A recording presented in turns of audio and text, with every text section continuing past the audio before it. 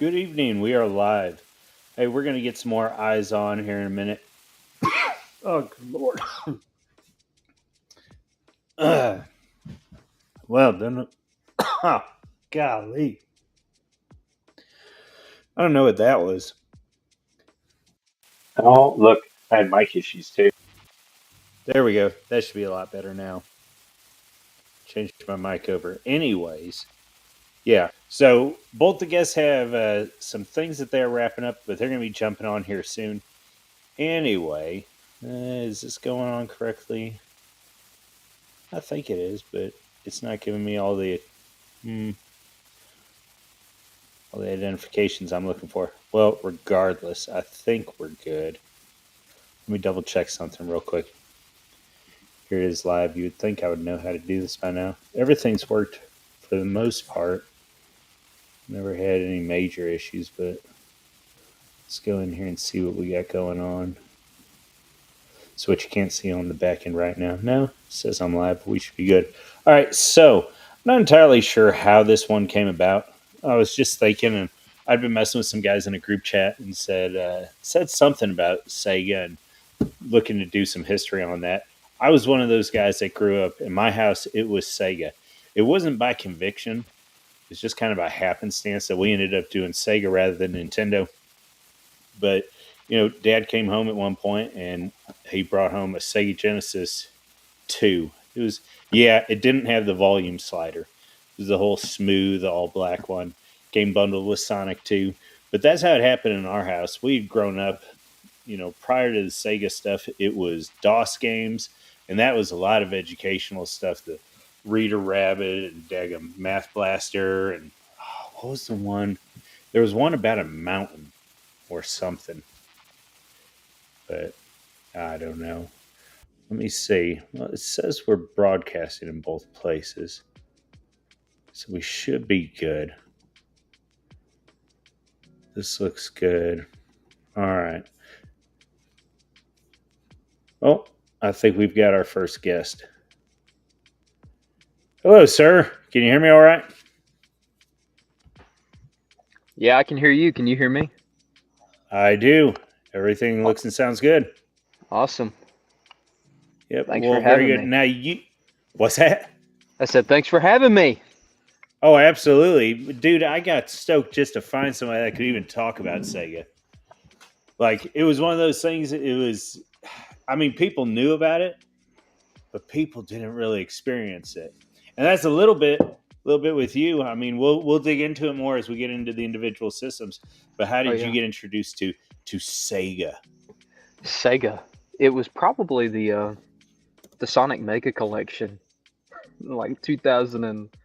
On like GameCube or Oh yeah. It was the yeah. collection of all of the from Sega Genesis up until what was the mid era, like the Sega um the first 3D Mario, not Mario, first 3D Sonic that was not Did they do one? adventure.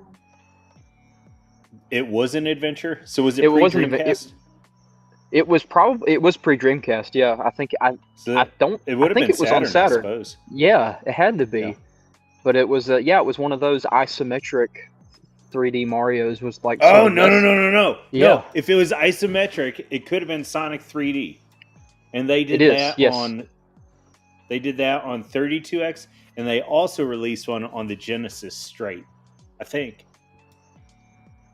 That's one I thing don't that I know. was looking back on that I was surprised to find is just like so many add-ons to these to the Genesis, and Yeah, dude. So it's just crazy. we're gonna get there because I had grown up. I had a Sega CD and a 32X, Yeah. and that's because my parents were the opposite of rich. And so once they hit the dustbins, then it's like Dad was snapping them up. Right. Right. So yep. That's relatable. That's But relatable. yeah, so I was jumping in there at the beginning, and that and we might end up repeating ourselves. We probably will once Thomas jumps on. But I know when I was growing up, we didn't have a console till I was 7ish. Now our friends had Nintendo, and then Dad was vocationally working in IT, so we had DOS and Windows 3. Was it 3.1? I think that was the first one with the GUI, but I can't remember. But so we were doing all the like the Math Blaster and the Reading Rabbit and and then there were the. Do you remember how the old DOS games had the spin dial? Did you grow up with any of that? I didn't. No. My first console was when I probably 2003 with the GameCube. A year or two Okay. after it released. Yeah, so I was like 5 years old. Yes. And like, So, but yeah, go ahead. You were 5 years old. yeah, no, and the GameCube being my first excursion into gaming. You already had a lot of those classics being sort of re-released in one form or another in like collections, and the Sonic collection was like one of those first exposures to like Sonic that I had. Well, it's wild because the turnaround that Sega did. I think within a year of them dropping out of hardware, they were already producing software for other companies. Right. Started out. I want to say started out primarily with Nintendo before they branched in. No, it might have started with Xbox. Well, they did both at the same time, did they not? Because they did. Who was the Japanese billionaire that bailed them out? Exactly. Yes, I can never remember the Japanese names, but yeah. So he did that when he was alive. He gave him a $700 million loan to get things going, and then he said no interest. This is an act of goodwill. And then 2 years later, I guess he had already been dying from cancer. And then 2 years later, he said, "Hey, this is my gift to Sega." Right.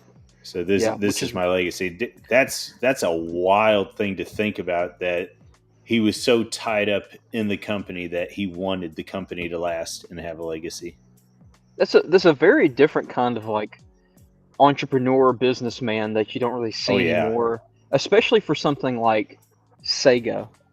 Like somebody gave their last will and testament and all their wealth to a gaming corporation, which is like really I don't know, maybe the Japanese just have more honor than people in the West, and that's where I was headed. Is I don't know if that's really a Japanese sort of thing that he did, or if he was just like, yeah man, Sega, walked around in Sega shirts all the time. I have no idea. Yeah, very interesting. They have a very interesting story from like they started in like the mid 40s, did they not? Go on. No, yeah, as like an importer of like slot machines. Yeah, kind of, sort of. So I'm not entirely sure how it worked out. What I do know is that they had amusement games for the American GIs. In Honolulu. Yeah. Yes, they started in Hawaii, and so that's where I haven't quite been able to pull the thread on, were they an American company over in Hawaii, or were they a Japanese company in Hawaii? Because one of the things that, rather than me going into it and pissing people off, I'll let you go see Count Dankula, one of his latest videos on how Hawaii is completely fake, and he'll piss everybody off. Yeah, well, he's good at that, so it's gotten him in trouble a time or two. Yep. So Middleton Whitaker, he jumps in and he says he was totally unaware of the Sega benefactor dude. I know so terribly little of the Sega backstory. So the Sega backstory is tons of fun, and you see there's so much stupidity there from a business standpoint and from a product standpoint. Yeah. It's wild because, but where I'm headed with that is you also see a lot of heart in Sega, especially with their development studios and the choices and the gambles they were willing to take. Whereas Nintendo, you see a lot of heart on their IPs, and I'm not going to dog Nintendo's IPs, but they are a nasty, brutal company behind the scenes. They're what I mean. Are they still suing people for having like Mario tattoos and shit? Oh yeah, yeah. And they're absolutely surgical. They're absolutely surgical. And then what I'm sure we'll get into later in the stream, the reason that Sega had some of these crazy IPs or any IPs at all is because Nintendo would lock down publishers. They would lock Right. down Capcom. They would lock down these different IPs. Once you were licensed with Nintendo, you could not produce for other systems. Mm-hmm. So once Sega came in there and offered an alternative, the different companies had more leverage in the bargaining room with Nintendo. But initially, Sega had to do almost everything on the Genesis and especially on the Master System because Nintendo had them all locked down. Mm-hmm. And Yeah. I mean, I guess that was part of the times, but I am more than willing to say that like while the face of Nintendo is awesome and their IPs are incredible, there's no denying that. Their back room is like straight up mafia, crush the competition. Yakuza. Yeah. No, I mean, yeah. I would not like, be surprised if there are some literal Yakuza. So. I mean, they probably wouldn't be a serious company if there weren't. I mean, it's like if you were a serious record company in the 60s and 70s. Oh my in America, you did have a tie to the mob, you know. So I mean, I'm sure it's the same thing over there. Yeah. But yeah, it's pretty wild. So Sega started off there in the 40s, and then they eventually decided, I think it was in the 50s, to move over. So Witt's asking, at one point they were suing people for the Mario tattoos. Lead us into that. Nintendo was. Yeah. I mean, I think I'm not sure. I'm not exactly sure if that was just like a meme or whatnot, but definitely Nintendo has like been very like very like judicious and legal in like its protection of its intellectual property. Like there was a game that was it came out like a couple years ago. I think it was like a year and a half ago at this point. Pal World or something like that. It was a derivative of Pokemon that Nintendo went after him pretty hard. Yeah. And sued him for copying them. But just you also have a lot of different stories of like fan projects that get quickly shut down by Nintendo that you don't really see in other types of IPs. Right. You know, I don't have the legal knowledge, but I mean, I've been on the internet and I'm a fan of like these games, and you can't help but be, curious about some of their business practices when you sort of engage with people in those communities and stuff like that. Well, the best one I've heard is that Nintendo treats all their IP like Disney used to do back in the 80s and 90s with their Vault releases. Mm-hmm. And so you're lucky if at any given point you have access to the Nintendo library that you grew up with, that you owned on the system prior to that. Mm-hmm. Mm-hmm. You know, and so it's wild to me. And then you've got Sega on the other hand. Sega has put out games where they've highlighted independent creators that have done ROM hacks or custom maps or whatever. And Sega's been like, wow, that was really good. Let's just bring this guy in and highlight his work. Do you know anything about Sonic Mania? Yeah, that's what I was referencing. Yep. Yeah. Okay. Yeah, because that's really the only one that I know of that's like that high profile. Where it's like, yeah, they definitely gave a lot of credit to the independent creators who used their intellectual property in a good way, in a way that ended up benefiting them in the long run. Yeah. Well, so there's that one, and then Sega has been ever since they switched over to software rather than hardware, which maybe you could kind of make some argument in there that's part of what's going on, but I don't think that's entirely fair, because like what does Nintendo have to lose by highlighting its old IP and whatever? So anyways, going back to it, so Sega did that. Oh, and then when they went over to software, they have released their IPs on everything. So you're getting the old Alter Beast and Sonic and what is it, Alien Storm, and like all their old stuff. And it's awesome. You can go back and you can still experience in a completely legal way, in a way that makes economic sense, in a way that meets you where you're at on almost every console. I mean, Game Boy Advance through GameCube to Xbox and PlayStation. You know, I don't know I don't. I mean, maybe in the Yakuza series, are any of those exclusives anymore? Well, Shenmue 3 might have been. Was that exclusive to Sony? Shenmue 1 and 2 were Dreamcast exclusive Well, for a time. so they were, but they've released them on Steam now. Oh yeah, right. Well, yeah, after the fact, yes. Pretty much everything. So I'm trying. Yeah. I'm just thinking, like, even nowadays, do they make? I think they're pretty system agnostic. Oh yeah, they're still very much open and multi-platform oriented. Like, I mean, Yeah. what from Sonic Frontiers or Shadow Generations, all the new stuff that they do. Yeah, you can get it on PC, Xbox, all that kind of thing.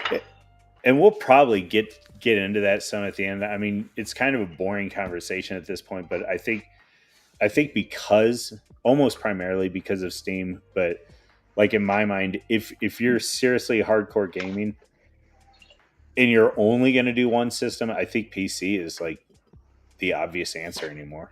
It's funny you said that. I just recently procured a pretty decent PC, and I don't know why I didn't make that decision. I mean, other than for financial reasons, but I mean, you just have access to such a dense library for, in the GameCube's case, completely legally for free, with the ROMs that are available for GameCube through emulation.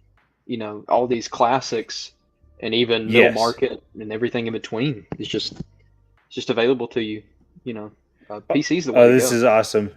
So Middleton Whitaker, he jumps in and he says, back in the day, Altered Beast was among the coin-op titles that made me wish I had a Sega. Whoa. Nice. That's awesome, because I don't think I ever played that in the arcade. What's up? What does he mean by coin-op? Does it mean like an arcade game? Arcade. Yeah. Like okay. He would go to the arcade to play it. And that was one of the things that Sega was really big on. So what they did have, even though they didn't have, prior to the Master System and all that, they didn't have any systems, any established IPs on that side. They did have established IP within the different arcades. And so one of their big claim to fame was just taking these arcade games and putting them on their system. Sort of like SNK did with their AES and MVS systems. So they would be taking Fatal Fury and King of Fighters and all their different big arcade titles and putting them on a home console. But I've never even seen one of those in the wild. I don't even think I've seen one of those in a museum. No, I can't say I have either. That'd be a lot of the arcade stuff is kind of lost on me and my generation, because if it's not ported to another console, or there's not a 3.5 hour long YouTube video retrospective on it, you don't really know that it existed. Like, I didn't really know that Monkey Ball was an arcade title. And was it? I guess I didn't even realize. Oh yeah, it started. Well, I mean, Super Monkey Ball is the GameCube. Is the one of the first Sega, non Sega hardware, first party. Was it a first party developed game? I can't remember, but it was one of those first Sega games that was developed for another console. Yeah, it was post hardware Sega IP, I think. Mm-hmm. Yeah. Yep. Yeah. So the Sega arcade games, I came in at the very tail end of the arcade. And so every once in a while you go to, I don't know, California or some big Midwestern city, and they would have enough traffic to justify still having an arcade. But by and large, the arcade was dead by the time I was growing up. I mean, well, if it was dead by the time you grew up, I mean, they were just like tombs. Yeah. I mean, you might see one back. I was young enough to come up and still see some of those arcades and the original models of Walmart's. There'd still be like a little arcade in there, but cool. But and seeing also the lobsters in the tank when you first come into the Walmart. Yeah. That and then. Oh, Thomas is trying to jump. The Freemason checkered diner. That was in there. Hey, there he is. Can you hear us? How are we doing tonight? He's got his trucker headset on. Yeah, I'm trying to get my studio is there's a screaming baby, so he would be heard. Fair enough. You just go out, just Fair enough. just bring your rig outside. That's what I do. I know. Well, I'm in my office, but I'm trying to figure out how to get this from the speaker into here. Just have an outside office. Let's see. If you so go down, see the oh no, that's the mic. I'm an idiot. I think I got it. No, so that'd be on your end. The tech support live stream. There we go. Okay. We're good. We are good. Is that better, gentlemen? All right. Yeah, it's pretty good. All right. How are we doing this evening, Thomas? Fantastic. Sorry to be late, y'all. That was yeah. Good night. Awesome night as always, but sorry to be late. Yes. You're good. You're good. Or I guess should we say how are you doing this evening, Colonel? I did recently purchase the status of Colonel. Okay. I did not earn that. I purchased that jacket from one of the old guys. You know, he was a Vietnam vet.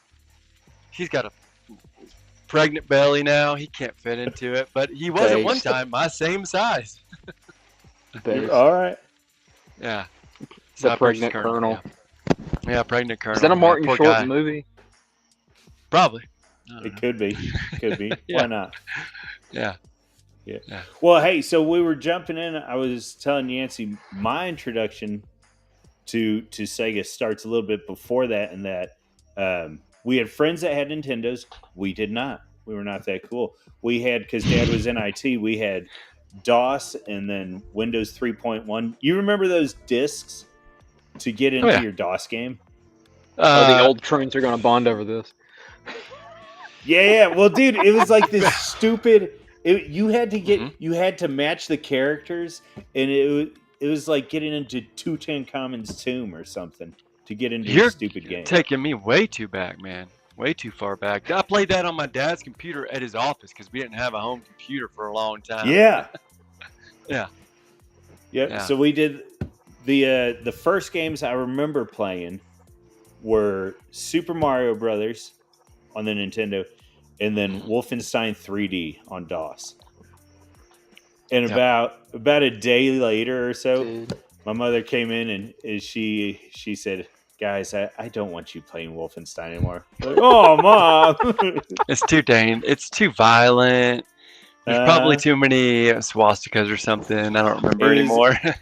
It was back to daggum Math Blaster and reading. Okay, look, if Wolfenstein 3D was released today, it would be considered like public school curriculum worthy experience because I mean you're punching Nazis, and that's a good thing. And they're releasing a new one. Yeah, well, are they actually releasing? Youngblood was the last one that they made back in like 2019. So. Oh, okay. There's probably. Oh no, it's a show. Yeah, show. yeah. Oh, that's gonna be bad. Unwatchable. Nope. Don't even bother with that. The new ones push the dehumanization of a certain European ethnic group much more. Yeah. The ones that were rebooted in like 2014. Are they pretty? I haven't messed with any of them since Return to Castle Wolfenstein, which was like 2003. Which is a bang. It's probably one of the better ones. It's probably the best one. Yeah, honestly, that one's great. Well, 3D, I haven't played any of them forever. 3D just sucks because at some point it's like the maps are too much, and you're like, oh, gets tedious. But then. No, what was I thinking? Somebody went into Romero one day, and it had been like, so this is how much times have changed. He went into Romero, and he was like, you realize not everybody in Germany was a Nazi, right? And he was like, I don't know, man. Like, we've got demons, we've got Nazis, and we've got aliens. Like, take your pick. That's the first-person shooter back in the day. Mm-hmm. Yeah. Mm-hmm. But, wait, who's the lead designer for Doom, who's come out as like a chud and like anti-woke? Well, I played the last 3, and they were awesome. Oh yeah, I mean, pretty much all of the Dooms were great, but the original, it's not Carpenter, is it? He came out as like as pro chud, like anti-woke. Awesome. Anyway. Good. Yeah, a wonderful little nothing detail, but yeah, that yeah, we have one game developer on our side. That's not the composer of Halo's soundtrack. Yeah, and that Mario game Kart. that I never played that was like had the tranny. Or I'm sorry, should I say that? I don't know where this is going, but I'm had not that, high profile enough to carry it, I suppose. okay. All those characters you could like make to be the worst, and like the games was like, well, no, they were raped, and that's why we have to do. I don't know. I don't even remember the game. Some sword shield shit that came out last I year. don't know. Just some rape game you happen to be playing, huh? Yeah, no, it wasn't me. I never played it. I wouldn't touch it with a 30-foot long There- pole or something. What was that rape game with the rape in it? Does anybody remember that? No, nobody else played that, huh? Okay. this one is Nope. going to get pulled now. I don't play it. I just live. Or I'm sorry. No. Yeah. So Sega, right? Right? I missed the Sega. Oh yeah, the whole reason we're here. Yeah. Not quite. So, what happened? We'd been talking. Do you know anything about the history of it? Because I don't want to dig too deep into the history of it. No, But- I don't know no history about it, man. Awesome. So- I was born in '87. Yeah. I was handed an SNES by my aunt when she got Yes. married. She gave me her SNES. I was probably 7. And then I played those awesome games, Contra 3 being the best of the games on there, and Mario, of course. And then I switched to, I got Sega for my birthday at some point, or Christmas, one of the two, when I was a young lad, probably 95, 96. So I was still young, under 10. And I loved Lion King, Sonic, and Batman Returns. Although I don't think Batman Returns is a Hell good yeah. game. But Right. it was tough no. even when I was a kid. Did, like what makes a good game? Like like some internet critic like 30 years later Exactly, thinks it's a bad exactly. game. Well, like no, all of It those was games fun are at the good. time. All of those Yeah. games are And good. that's On the it- thing, right? Like, you can have Can I a t- fun game and then I do- realize, like, go on. No, I'm sorry. No, the technical input that goes into the Aladdin game. Oh, it wasn't a very good. Oh, the Aladdin game platformer. too. Yeah. Yeah, like the level of input needed to make the Aladdin game is equivalent, if not more demanding on a programming level than what was the biggest bomb in like 2022, like major AAA game, like Forspoken, that had like a Hollywood actress in it. Like the amount of coding and like input needed to make the Aladdin game from like what was it, 1990. It's probably 93. 93. I mean, like that demands more from a programming standpoint than most AAA games now, because most AAA games, And as a person who's collaborating with somebody else working on a game, those have so much more going on underneath the hood than you would even think about. and you have to release it complete and unscrewed up. No updates. You don't get to Yeah. update. You don't Yeah. get to release a crap game and then have to go back and do a 14-hour download to fix the fact that you float instead of walk. Yeah.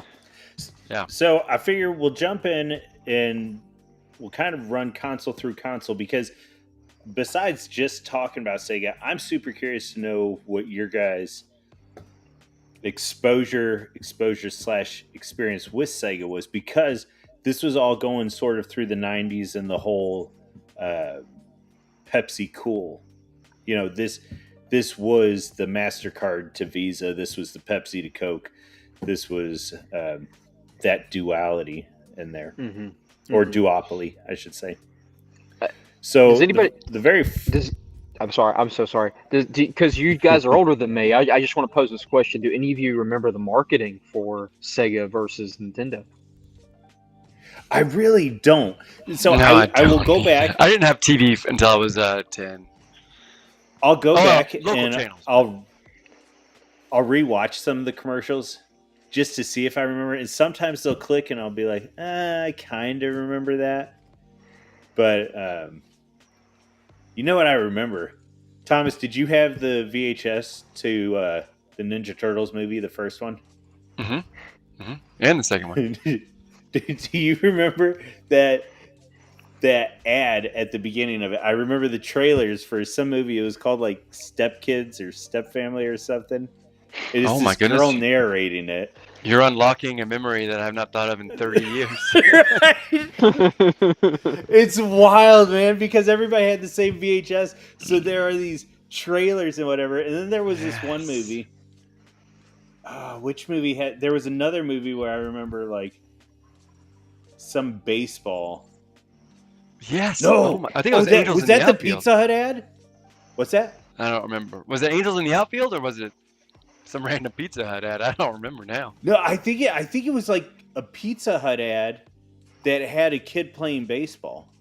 Oh, could have been. The first movie trailer I remember on TV was it fits what we're talking about, because I immediately got up from my little cross-legged Indian, got up and told my parents, we got to go see this movie. Yes. Super Mario Brothers. Oh.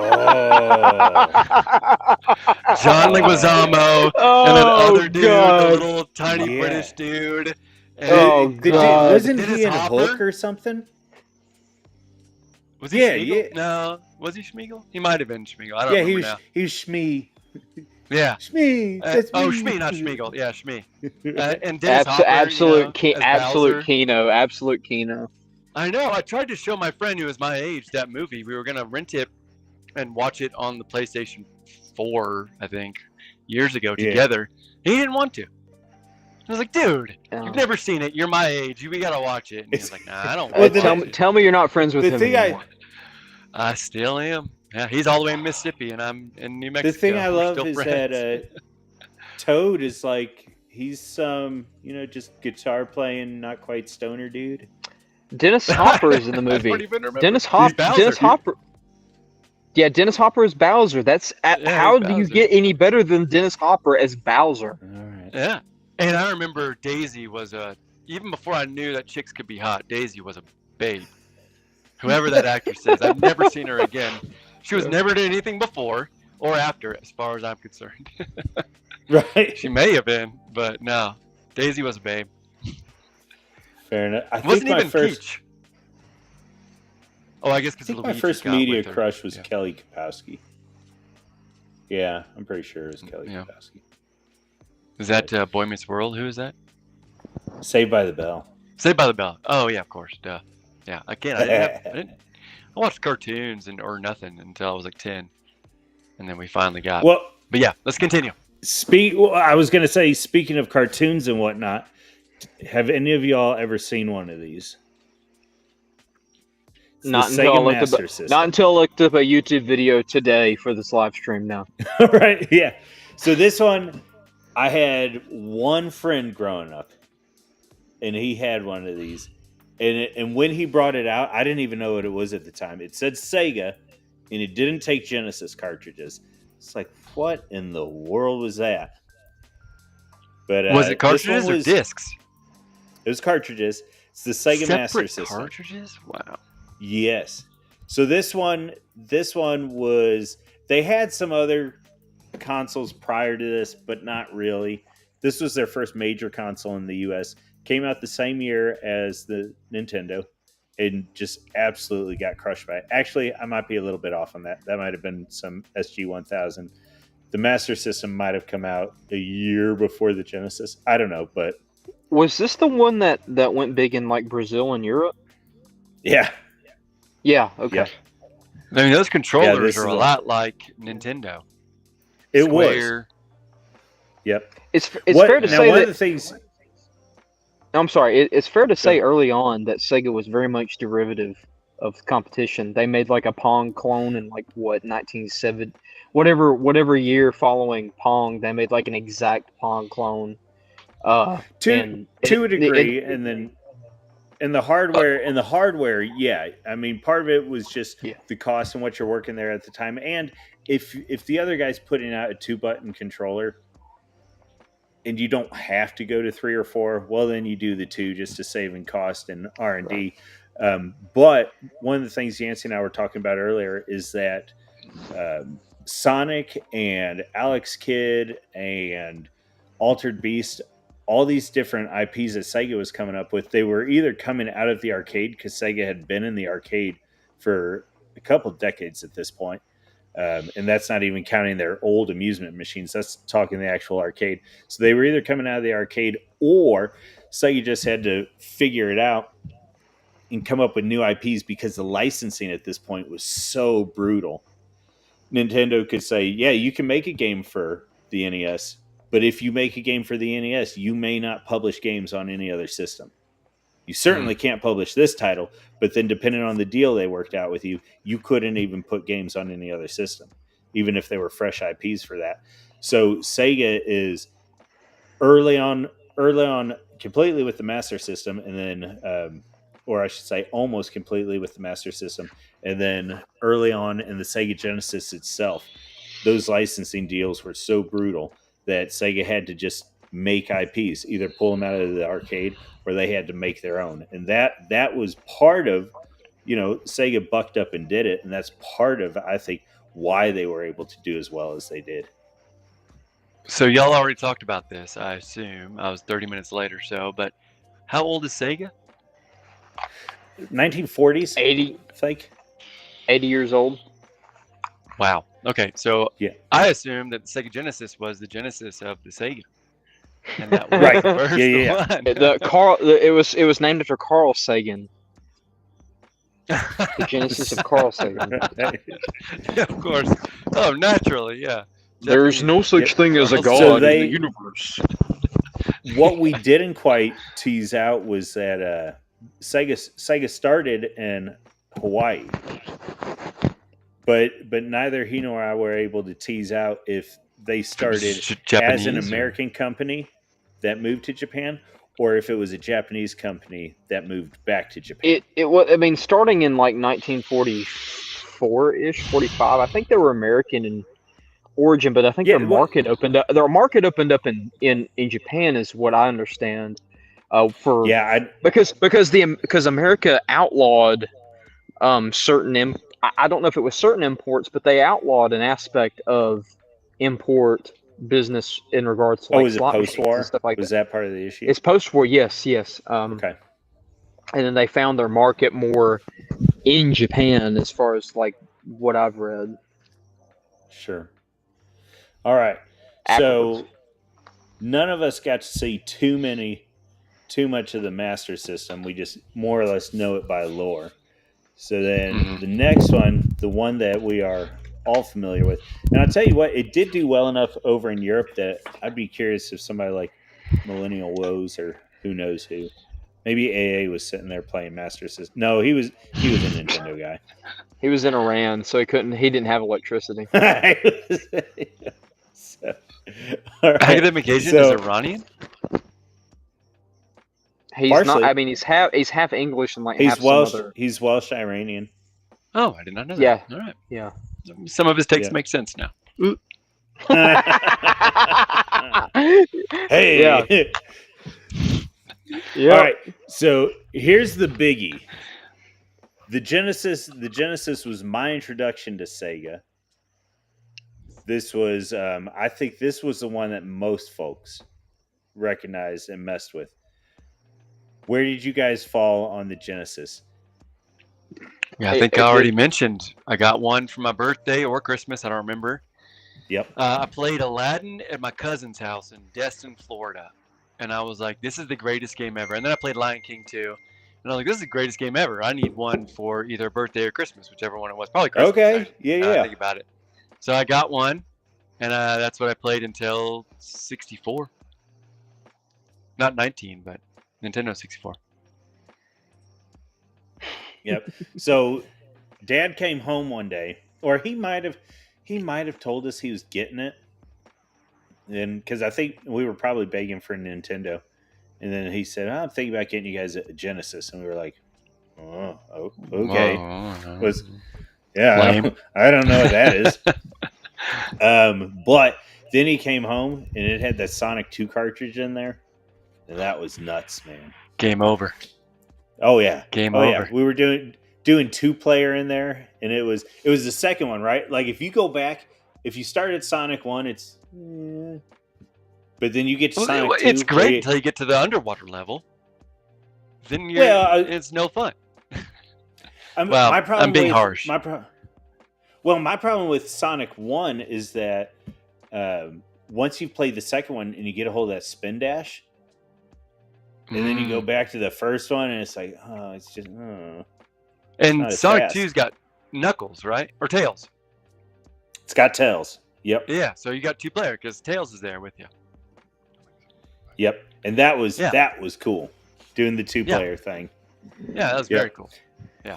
And then, we started out, we had the 3-button controller. That's when it was, Nintendo's got 2 buttons. We've got 3. Now we can, let's see, now it's not just jump and attack. Now we've got jump, attack, and what did we use the 3rd button for? I don't remember. I do not remember. Throwing apples, or that was that was daggum Aladdin. I think it was like jump with A, attack with B, and throw apples with it was throw apples with A, jump with C, attack with B. I think that's what Aladdin was. Back in the day, did you guys do like the hold the controller and then just move with it? Yeah, because it made it better. Yeah, you had to go with it. I mean, you had to move with it. Okay. Hey, forget if you had autism, that's what you did. If you were just like a normal functioning person, you just sat still because you had spatial awareness and you knew that the inputs here. Oh, we lost him. I did not do that to him. No, I didn't. I don't think I have autism. I mean, I'm 38. I was gonna say I don't think autism. I think I have, but you had to do. But it was just when he gets. Well, and when he gets back on here, that moving with the control, that was like the poor man's power glove, right? Yeah, had to exactly. Exactly. Yeah, it made the game that much better. You were in it if you were moving around with it. Yes. And then I got older, and I would play like 64 with my father, and he would move, and I was by then just like, yes. And I'm like, why are you moving? Don't move with it. And he's like, no, I'm playing GoldenEye. I gotta move with it.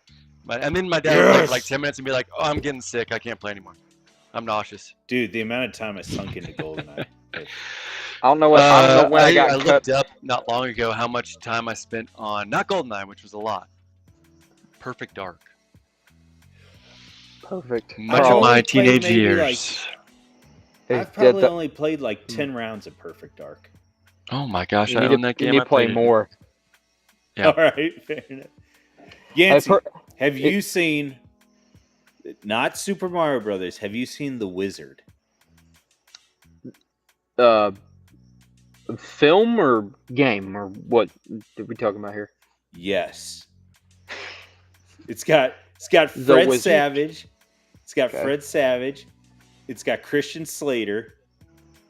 Okay. And the little kid's going to California. It's not a sequel to Heathers, is it? No, good lord, I hate that movie. Yeah, no, the Wizard. Hold on. We're gonna jump out of Sega for just a second. Yeah, pull that shit up, Jimmy. Maybe it's just called Wizard. Let's see. Fucking. No, not Wicked. What the world?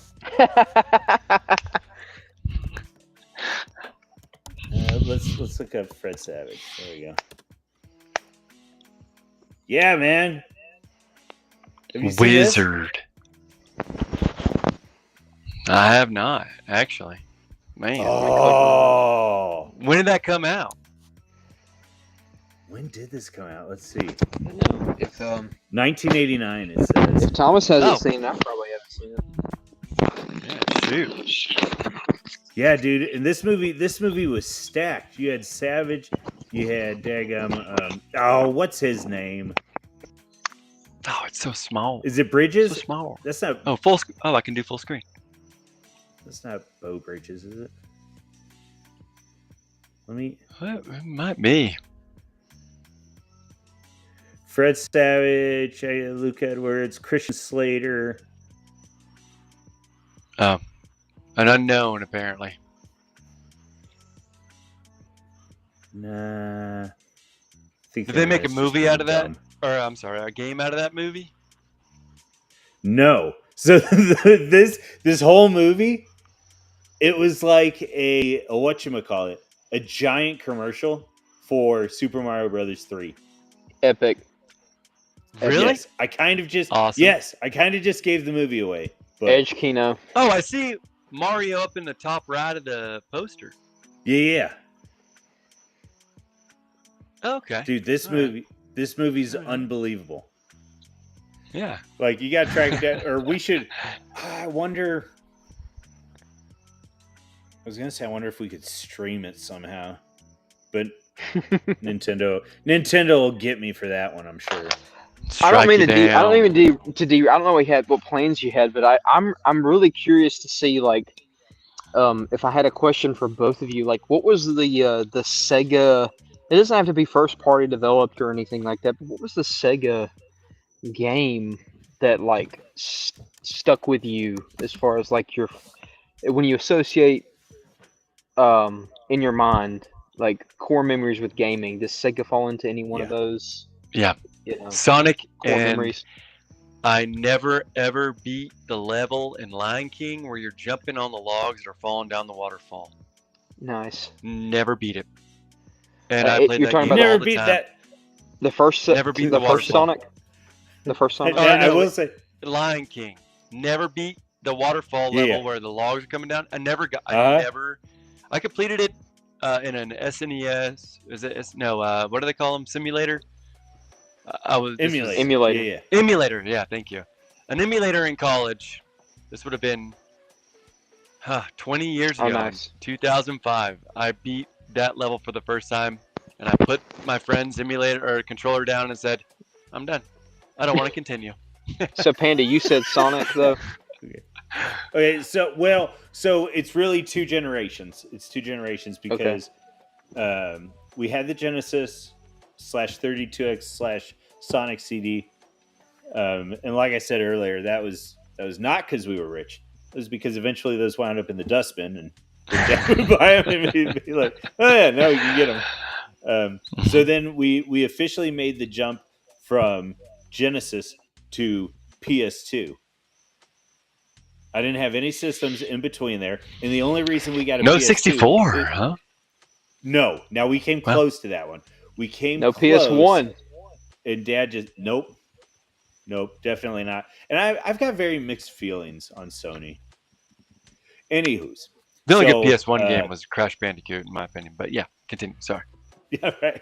Well, so we got the PS2, and the only reason we got the PS2 is because of the DVD player, because Dad could bring it home for Christmas, and he could pull out a copy of his favorite movie, which was It's a Wonderful Life, on DVD.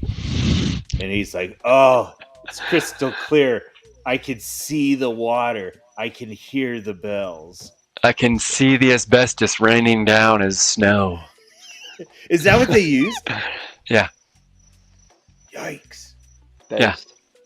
I didn't know that. I don't know about that movie, but I'm pretty sure, that was about the time they were still using asbestos as fake snow. Not to counter signal you there, but I've watched something on the behind the scenes of It's a Wonderful Life. I don't think it was asbestos. It was something It may have been else. too Yeah. late. It may have Because been too late. Jimmy Stewart outlived John Wayne, and we know why John Wayne died. So asbestos would have gotten Jimmy Stewart before did John radiation got John Wayne. Yeah. So, Yeah. but Yeah. no, Here's- Panda. that's an That's my dad's favorite movie too. So, and It's a it's Wonderful my Life? favorite movie too. Dude, Yes. I love it. That is a movie. Yeah. My goodness. But I'll tell you that comparison between Jimmy Stewart and John Wayne, one of them doesn't come out looking as good as the other. Yeah. But Man Who Shot Liberty Valance. so I have the Genesis side of things, and then so Dad brings his PS2, and I had been, dude, when I don't know, man, like I got into Sega at some point, and it was just like this is hardcore, and so I've been hoping for Dreamcast,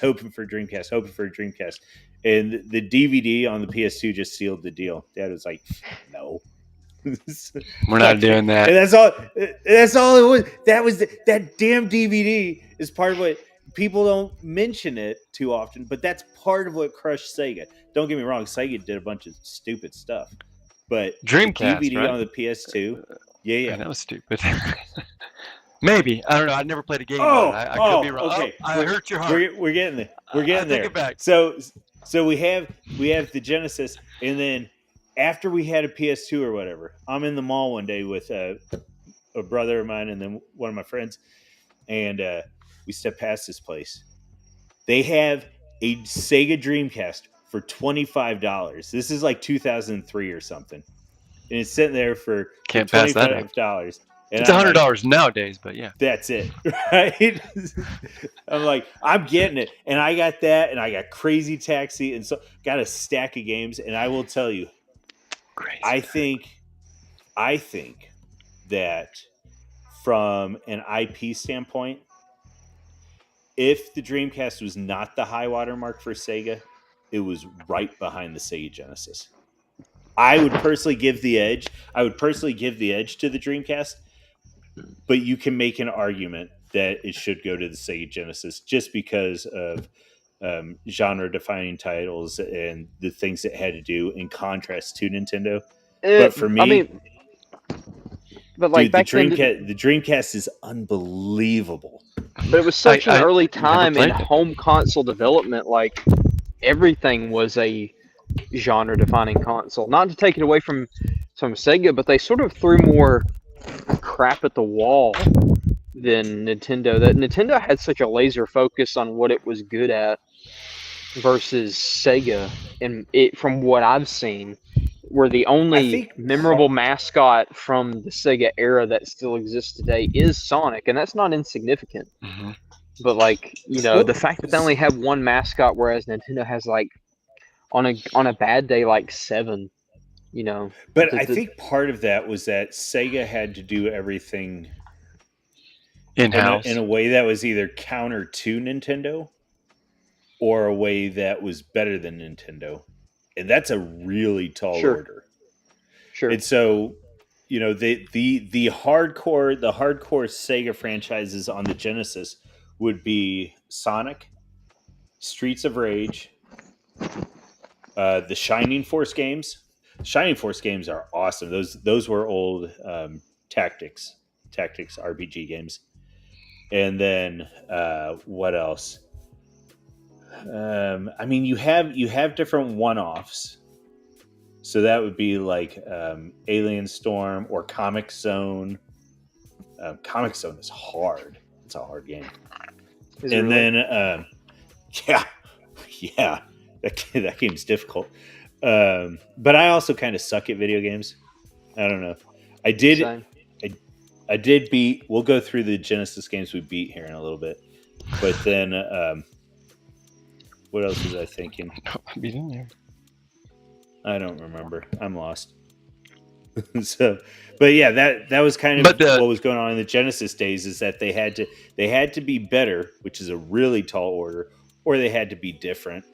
And I don't think there was ever that penetration other than for dedicated Sega fans. So like a Sega fan, daggum Virtua Fighter, right? Like that is one of the greatest 3D fighting games out there.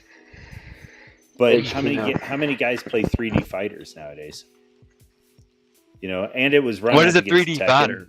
Like when it, like the game, like Tekken, Soul Calibur, Mortal Virtual Fighter. Kombat? Now, yeah. Yeah. So I see. As opposed to a 2D fighter like King of Fighters, Fatal Fury, Street Fighter, yeah, Guilty Gear, Skullgirls. That's okay. Yeah, I was raised a Mormon. I was not allowed to have like a fighting game. Now my parents don't give a hoot, of course. But yeah, growing up, they couldn't be violent.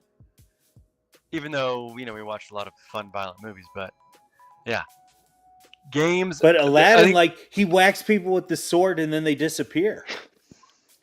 Yeah, but they don't die; they just disappear. Right. Yeah, as somebody who grew up with about it at all.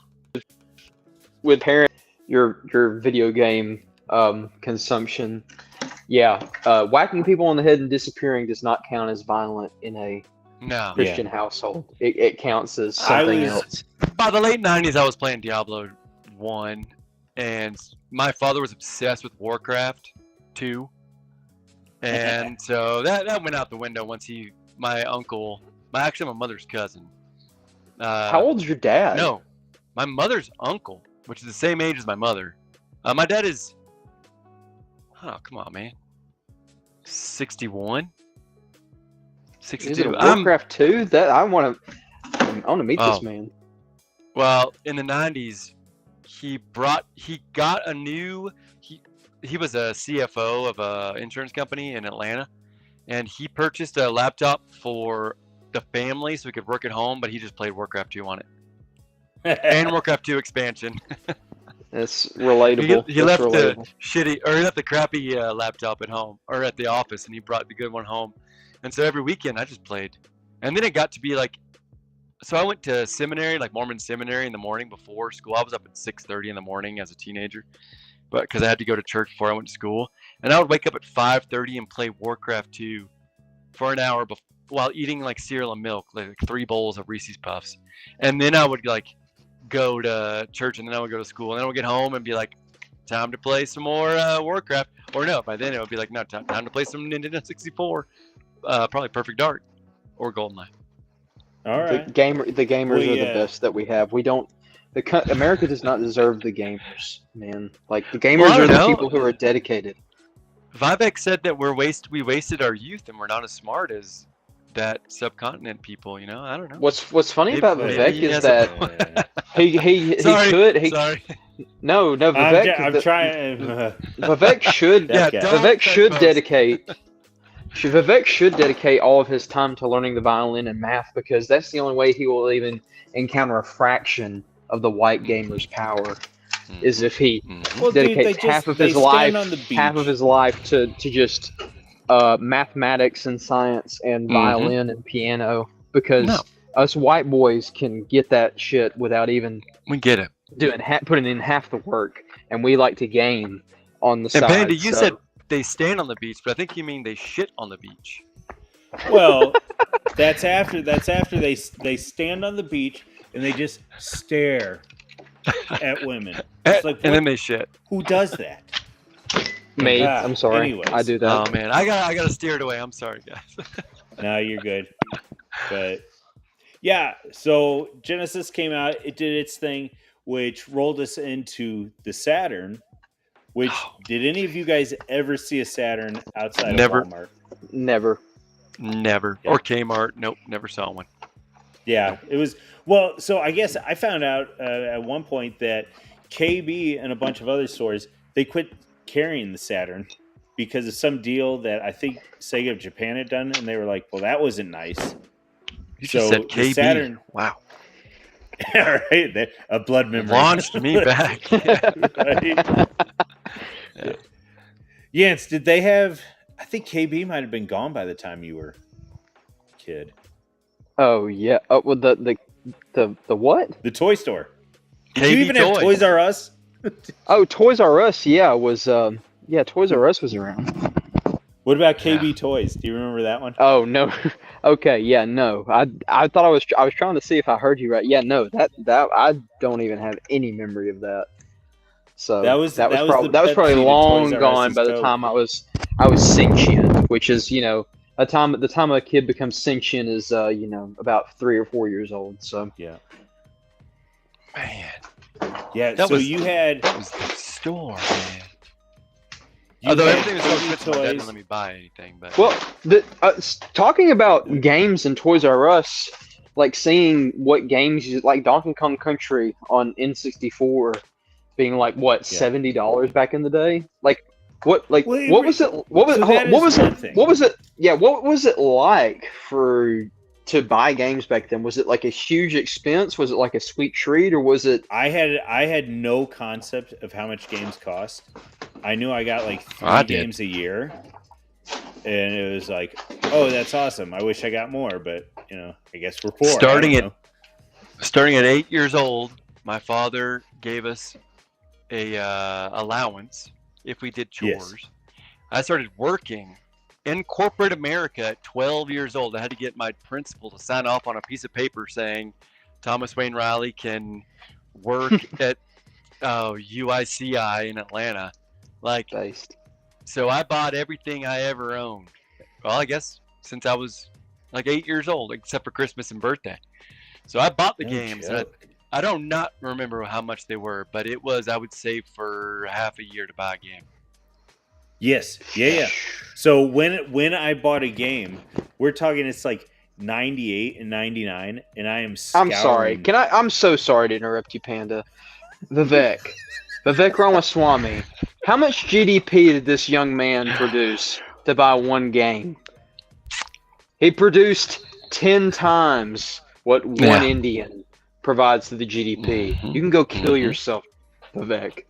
Seek Canadian healthcare is what we like to say. But seek Canadian healthcare. Canadian healthcare. Topical.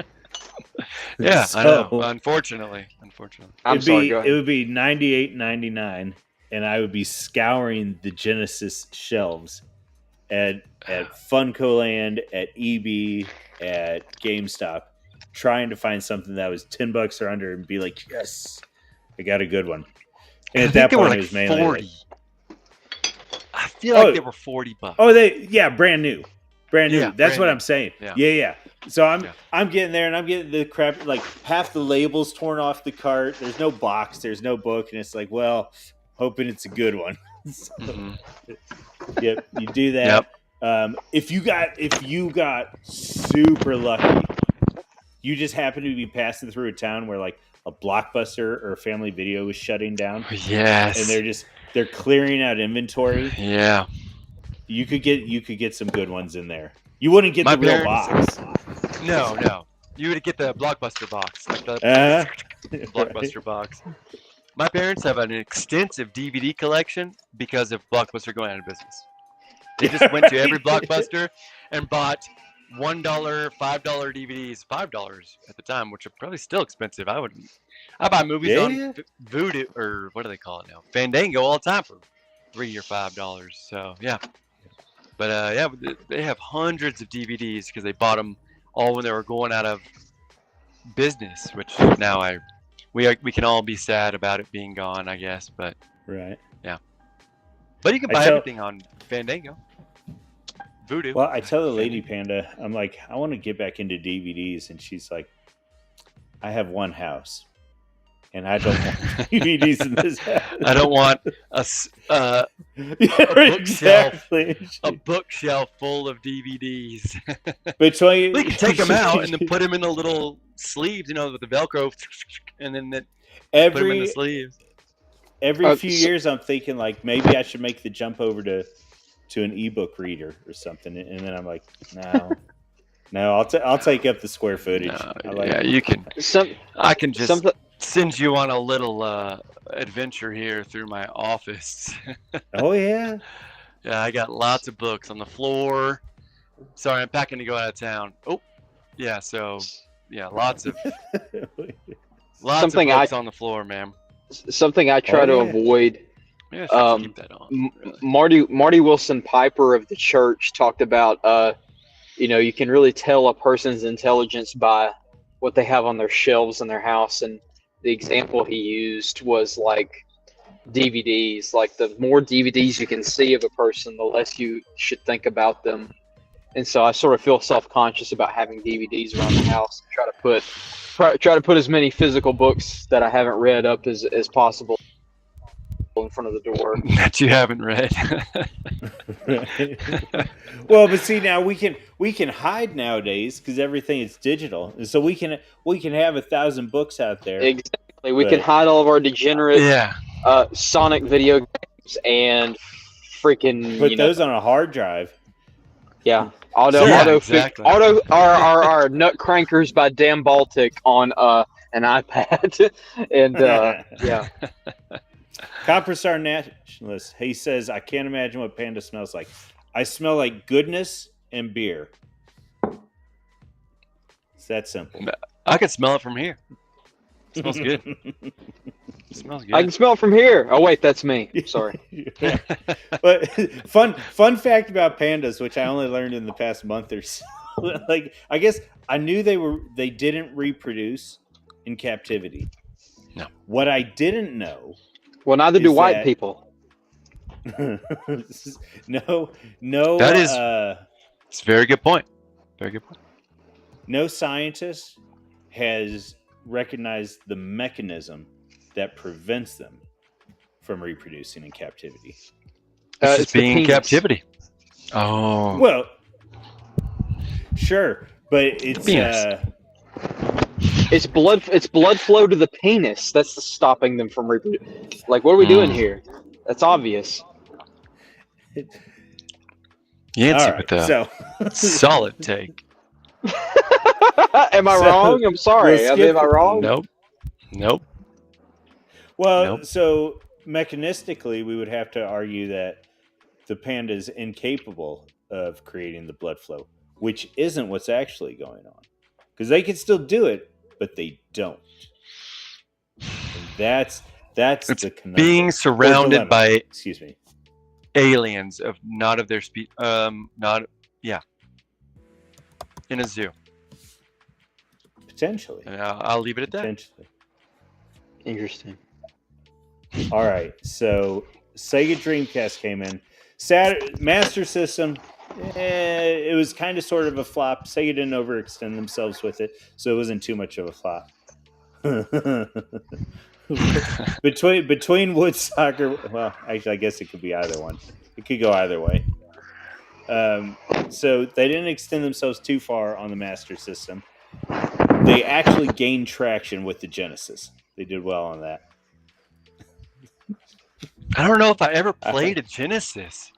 Oh, I'm sorry. You had one. Dreamcast. Oh, okay. No, I'm sorry, I was like, Dreamcast. I don't So- remember holding that controller. Oh wait, This I kinda came do. out.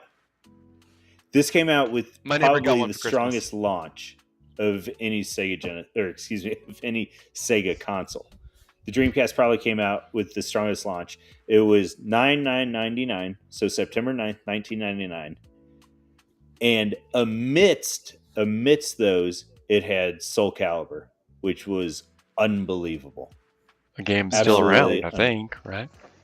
Yeah. There's I think they're on the 5th or 6th one. There's like 6 Um, of them. Yeah. When that game came out, it was unbelievable. One, because of the actual fighting characteristics, it was a 3D fighter, the variation in characters, and the fact that the Dreamcast one had better graphics and arguably a better gameplay experience than the Daggum Arcade.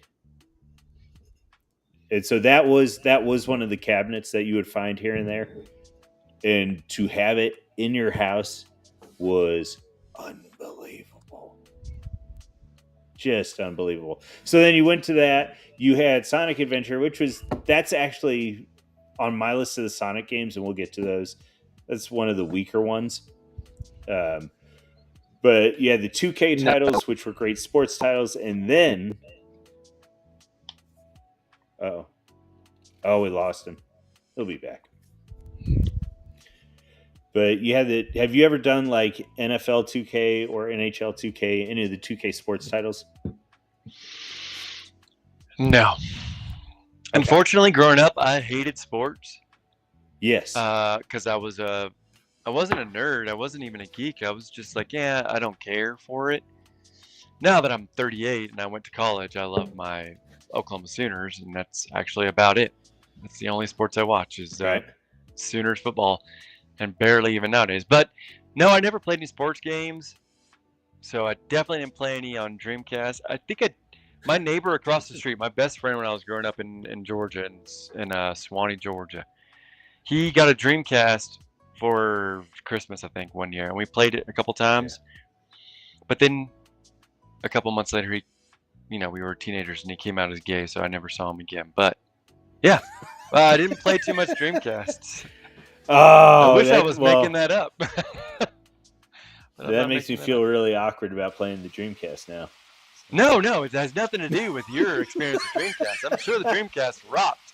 He was the only person that I've ever known in my entire life that had a Dreamcast. I blocked all of the memories from him, which I should have seen coming.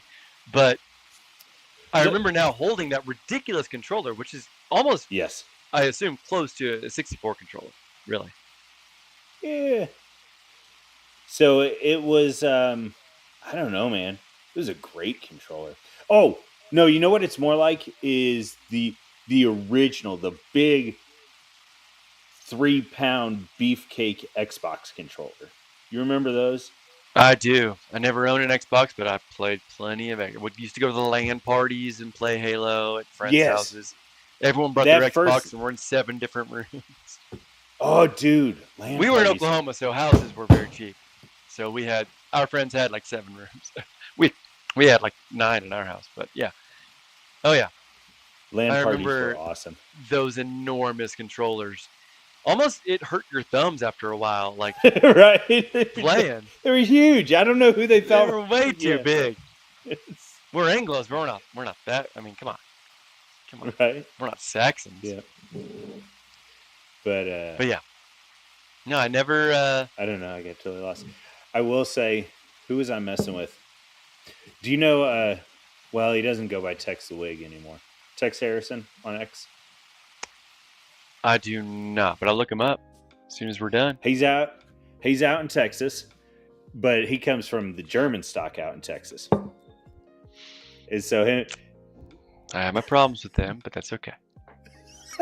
No, sorry. I did an 11-episode series on the Civil War in the American Southwest, and I uncovered a fact that there were 30,000 Germans in Texas during the Civil War that were basically insurgents and fought for the North while they were in Texas, and they undermined the cause of the Confederacy in Texas for the entirety of the war.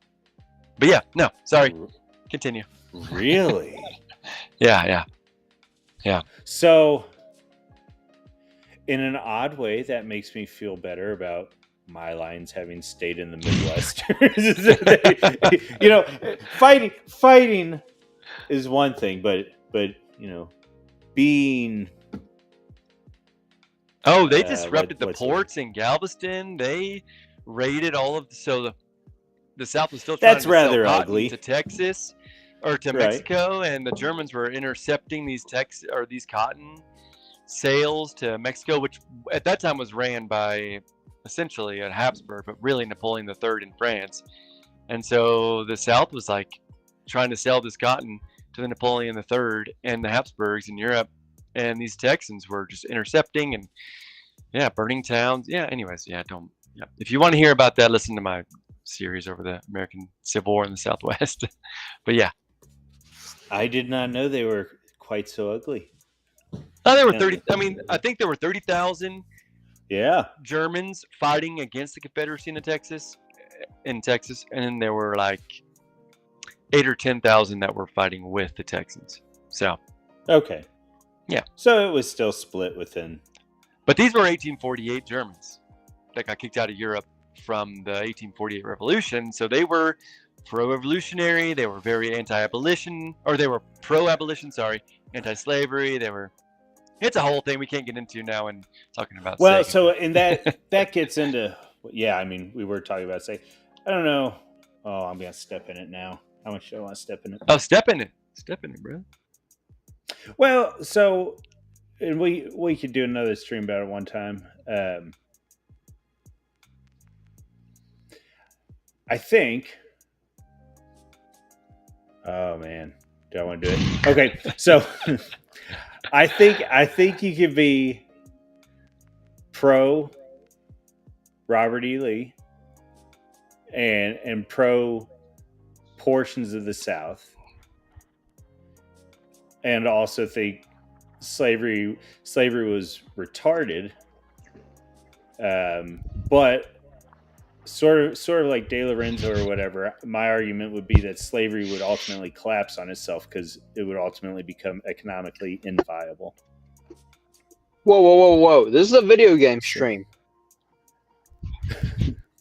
Well, I should take you. Dadgummit, hold on. I gotta keep switching my settings here every time you rejoin there. I know. Well, and I gotta. Let's see. Do I want to do this? Could y'all tell I was in a Dollar General just now? No, you were gone. We couldn't tell nothing. I felt a great disturbance in the force. Yeah. Because I entered a Dollar General. So. What? Right? Dollar General, it's one of those scourges. Anyway, hey, I'm That's not what going to Tucker take the says, time, yeah. Thomas, to find it on the. No, that's Oh, fine. does he? I'm sorry. Okay. Yeah, Tucker says I was gonna Dollar say- General are a scourge, a yellow scourge on the. They are absolutely, Yeah. absolutely. Well, everybody knows It's those a arguments. corporate takeover of local businesses, and it destroys. Yeah. Anyways, yeah. Sega. No, I don't have it. I'm in my store right now, so I don't have the painting with me. But yeah, I've got a great big painting of Robert E. Lee because I respect Got a nice Robert E. little Lee. thing there, and that man, and then the greatest man that's ever lived up there. Robert E. Jesus, Lee that's- nationalism. What was the top one? I can't. Oh, is that Christ? Yeah. Okay. Yeah. Mhm. So, yeah. Anyway, we'll do another stream on that another day. I think, and I have to say this, right? I have to say this because of my genetic makeup. Which I assume is German, Yes.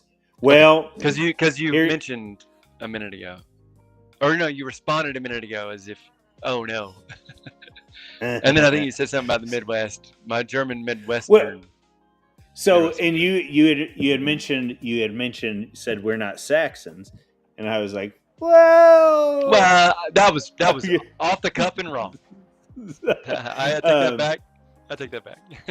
No, I don't mind. I'm just laughing because I have actual I could go back from Saxon. We were coming out, but anyways, where's I head with all that? Oh, I'm a Custer. I'm a daggum German Anglo mutt. So, Oh, well, we all are. We all are. All us heritage Americans are. Somewhat. However, the Dreamcast was not a heritage American item. It was only adopted by. Yeah, I was about to say it's a freaking video game stream, man. I'm sorry. Yeah. I'm the president of the New Mexico chapter of the OGC. I'm hosed. I got this one mindset. But let's do No, it. God Okay. bless you. We should be humbled to be in the presence of an OGC president. No. I'm a silly goose. Fair. I'm a silly goose who was out of Maker's Mark. Oh, But yeah, DG nationalism. Whatever. We all know the arguments, but no, we're all friends. This is great. I love this. well, Really, it's Sega nationalists at this point. We are Sega national. if only. So, well, that's another thing. I guess I always grew up thinking Sega was an acronym, which it's not. It was. Well, they hold combined- on. It is, but not quite. It's a pseudo. It's a trans acronym.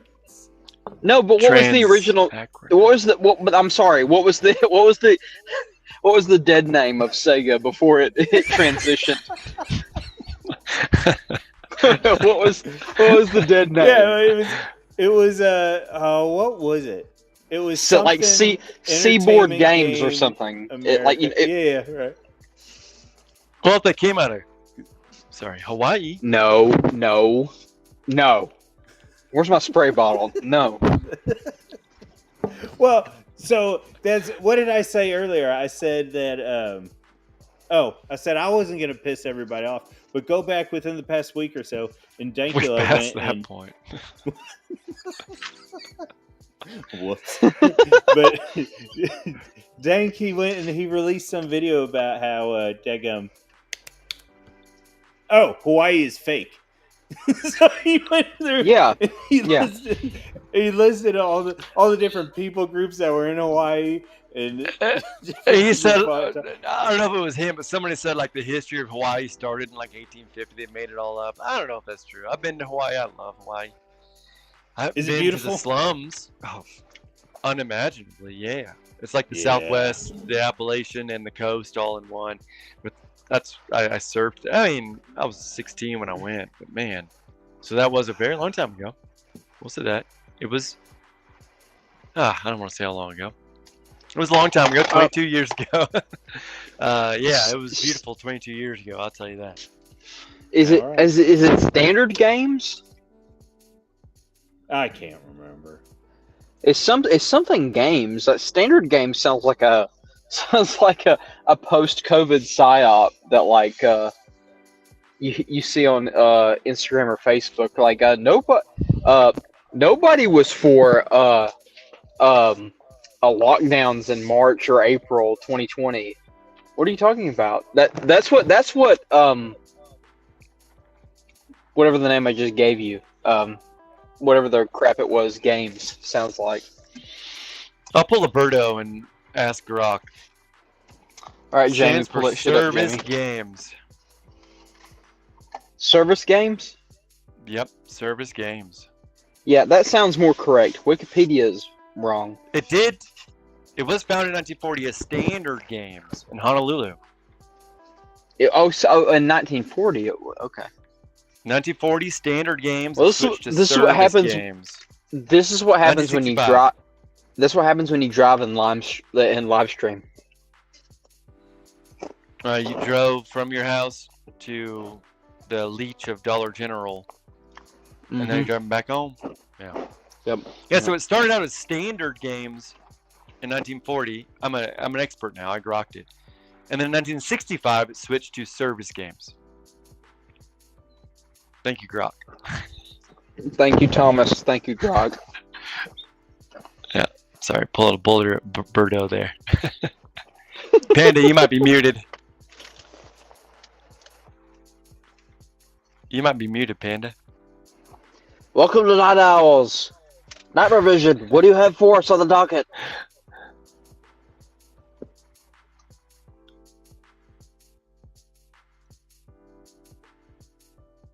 You know, Panda, he is muted right now. I can't hear him. I reckon none of us can hear him. But Is he does muted or look is his PC messed up?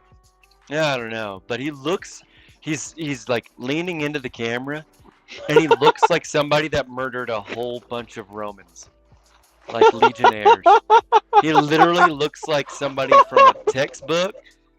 Like the Romans would have passed out to their pupils. And it's like, beware of these guys with their long hair and their beard. Like, you will be stranded in the Teuton forest, and you'll never see your father again. Still can't hear him. He's laughing, but still can't hear him. What about now? But yeah, yes, sir. This started out as a Sega stream. All right. Teutonbert. Was it Teuton? I don't know. It doesn't matter. Yeah. Okay, I can hear you now. Yeah. All right. Very good. Very good. Yeah, I don't know what that was, but Yeah, you've been carved on trees and stones. I don't know if you know that. Yes. Welcome back. So, well, I appreciate it. Dreamcast ultimately was a failure. It was the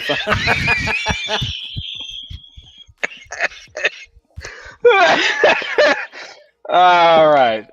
I'm sorry. Let's keep it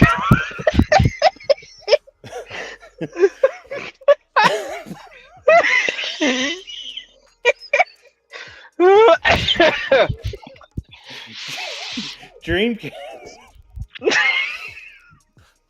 So, Dreamcast was ultimately a failure. It was interesting because it had broadband adapter. It had the first online play from a console, and then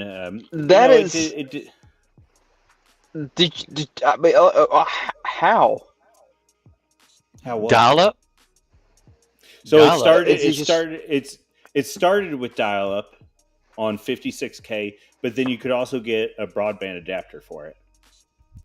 And so they also had the first MMO with Daggum Phantasy Star Online.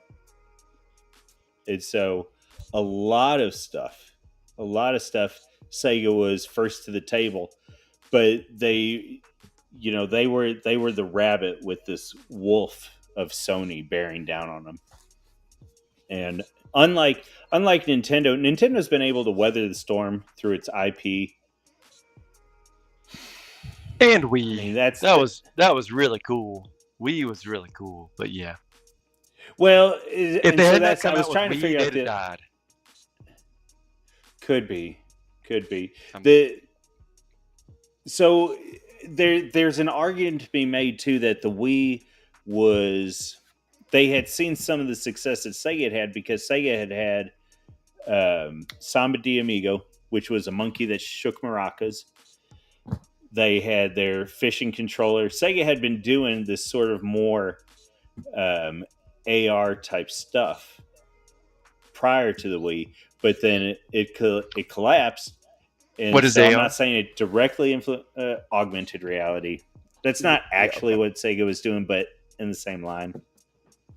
I don't mean to interrupt you. When was Sega doing the augmented reality thing?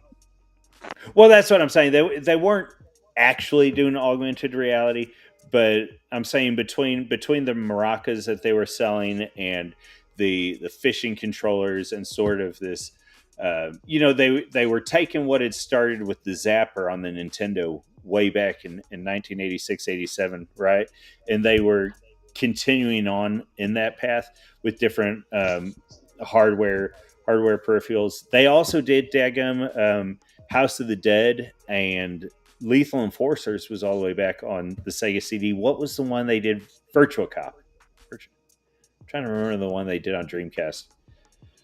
But so they were heavy on light guns, and then they did the different peripheral controllers, and they even got into the motion controllers with the fishing controller, with the maracas, and so you would see this stuff coming up through the PS2, through the Wii, in various iterations with Guitar Hero and Rock Band and the Wii Motion stuff, the Wii Sports, and all of that.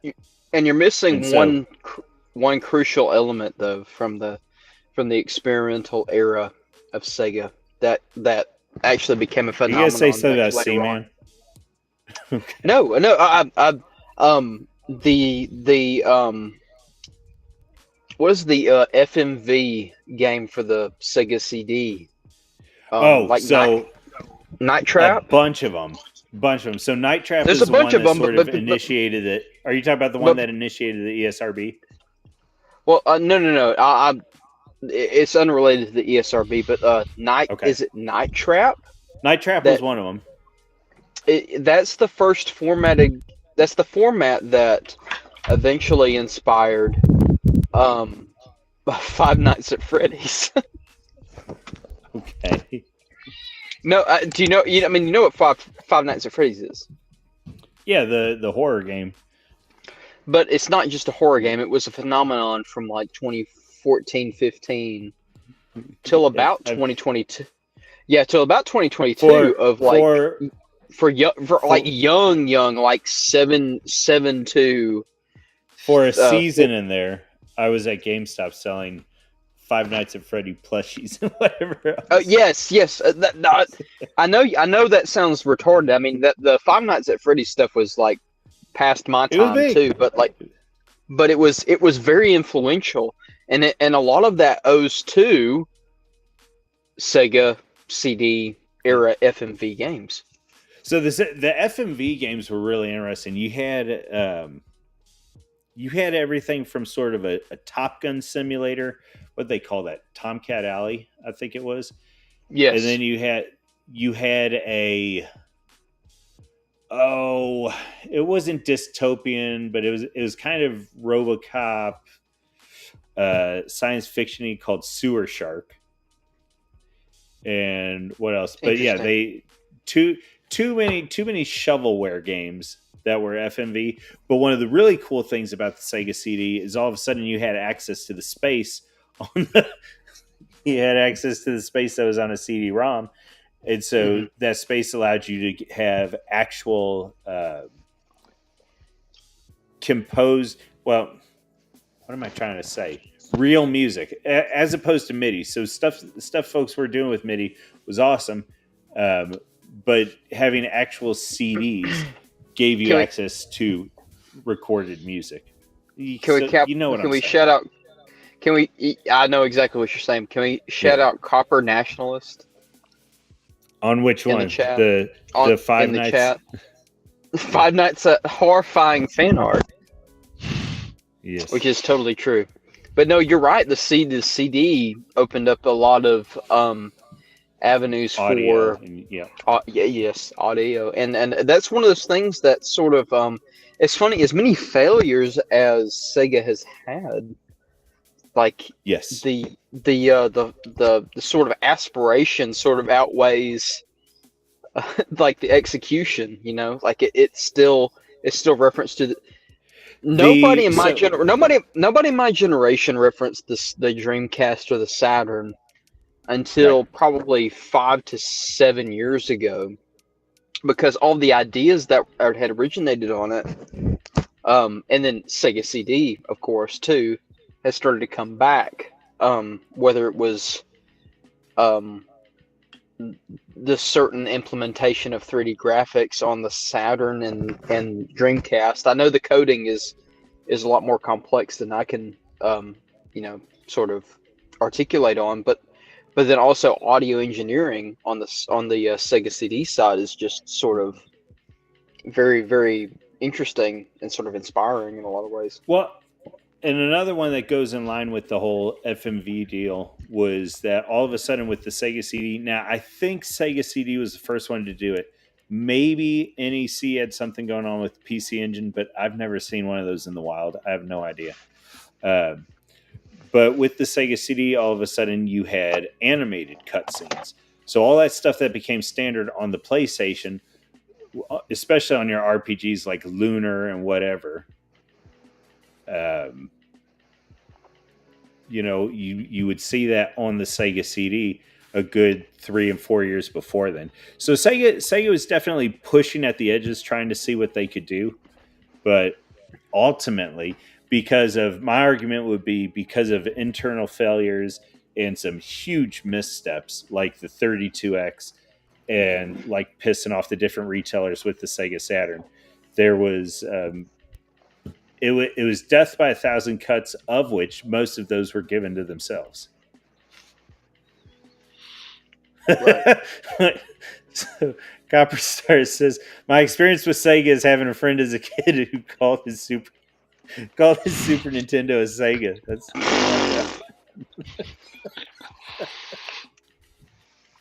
Seek Canadian healthcare. Seek. Topical. This is a topical show.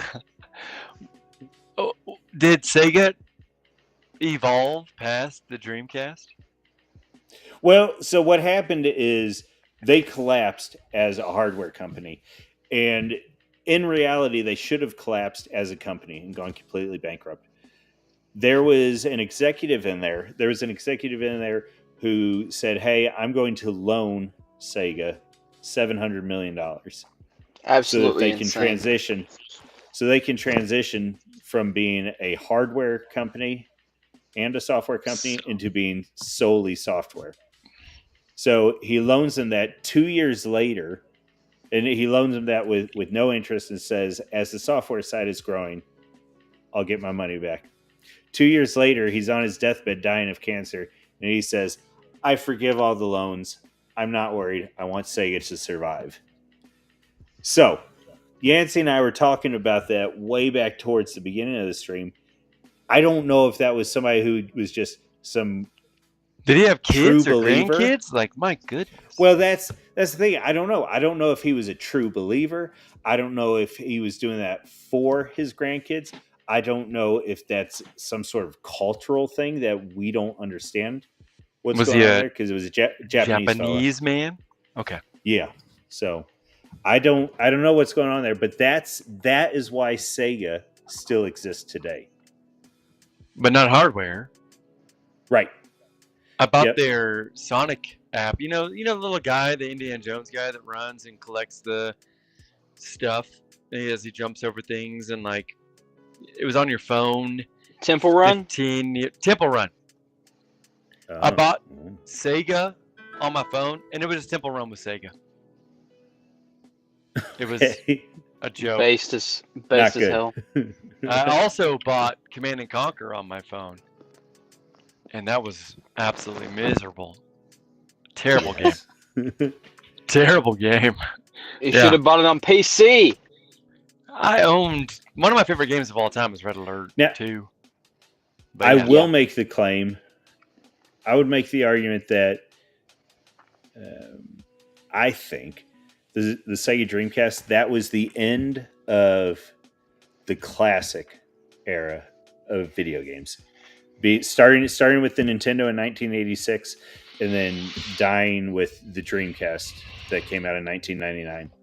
Well, you bring Reason up a being, good. Oh, sorry. Oh, you're good. I was going to say the reason being is other than the GameCube and kind of sort of the Wii, that was the last one that was solely focused on the games. As soon as Sony could move into entertainment and pushing onto DVDs and doing more than just the games, they jumped into that. Nintendo would eventually come along to that. They were flipping and flopping in their own way because they were trying to make that transition from the classic era of games into the new era of what we have now. And then Microsoft straight ahead, even I wouldn't say more so than Sony. It's just that because they started at a later date than Sony, they were already DVD drive, let's go entertainment system. And it moved into just heavier emphasis on the online, on the lack of co-op, the single player stuff, and the gaming characteristics that you would find in old games, whether it's the increased difficulty, and you'll still find that in niche areas like the Souls game or whatever, but a lot of the gaming mechanics that we grew up experiencing, if you were a millennial, really started getting phased out post Dreamcast. To go back to the Genesis, did I unmute myself? I don't know if I did. Yeah, you're good. Okay. Going back to the Genesis, you could not select a difficulty. You put the game in, and you played the game. You played, like if I could jump higher on an easier difficulty on Lion King, I would have gotten over that freaking waterfall. I would have had more fun with Batman Returns, which was a really fun game. I loved it as a kid, but I mean, it was tough. And I would have had more. Well, no, I had a lot of fun with all these games. I can't say that, but I would have beat these games, which I never beat. I think you said we are going to talk about what games we beat. I never beat a single game I had when I was a kid for Genesis. Never beat a single one of them games. Sonic, I got past the water level a couple times and then died afterwards because I used up all my, coins and lives beforehand. But I still kept playing them. The difficulty didn't stop me from playing them. Like what were they? You guys said the word earlier when I was playing the emulator. Yeah. Like I could save when I had a bunch of lives, and then I would play in college. Right. And like I was a freshman. This was all when I was a freshman. This was 2005. I played the emulator of Sonic, and I beat Sonic for the first time ever. I beat Mario for the first time ever. Mario 1. Uh-huh. I did not beat Lion King. When I beat the waterfall, I put the controller down and said, I'm done. I ain't playing this game anymore. Because I know from here on out, I could beat the game. It was just this one part that got me stuck. But I could beat the rest of the game of Lion King, which is a really fun game if you think about it. It's almost like an acrobatic game. It's not a Mario. It's not a fighter game. It's like an acrobatic game. You're just sliding around and rolling, and it's almost like a mix between Mario and Sonic with a mix of being able to flip and swing on hippo tails. Yeah, hippo tails and right. Tree, coconuts, and all that kind of stuff. Yeah, it's great. But I was really excited for the newest Doom because I was like, it's going to be a challenge. Right. And I think I died 3 times. And I didn't play it on the hardest difficulty, of course, because I'm not retarded and I'm old. And I just want to play a game and not be frustrated. So maybe that's part of my problem. But even when it got difficult, you're able to pull out the BFG or something, and you could just I'm done. Hey, yeah. These old games, they made you work to play. You can't You can't leave the game on all night and go to sleep, turn the TV off, and then turn the. Well, I guess you could actually. I've done that before. You just turn the TV off. I put a game on pause when Yeah. the grocery store came in.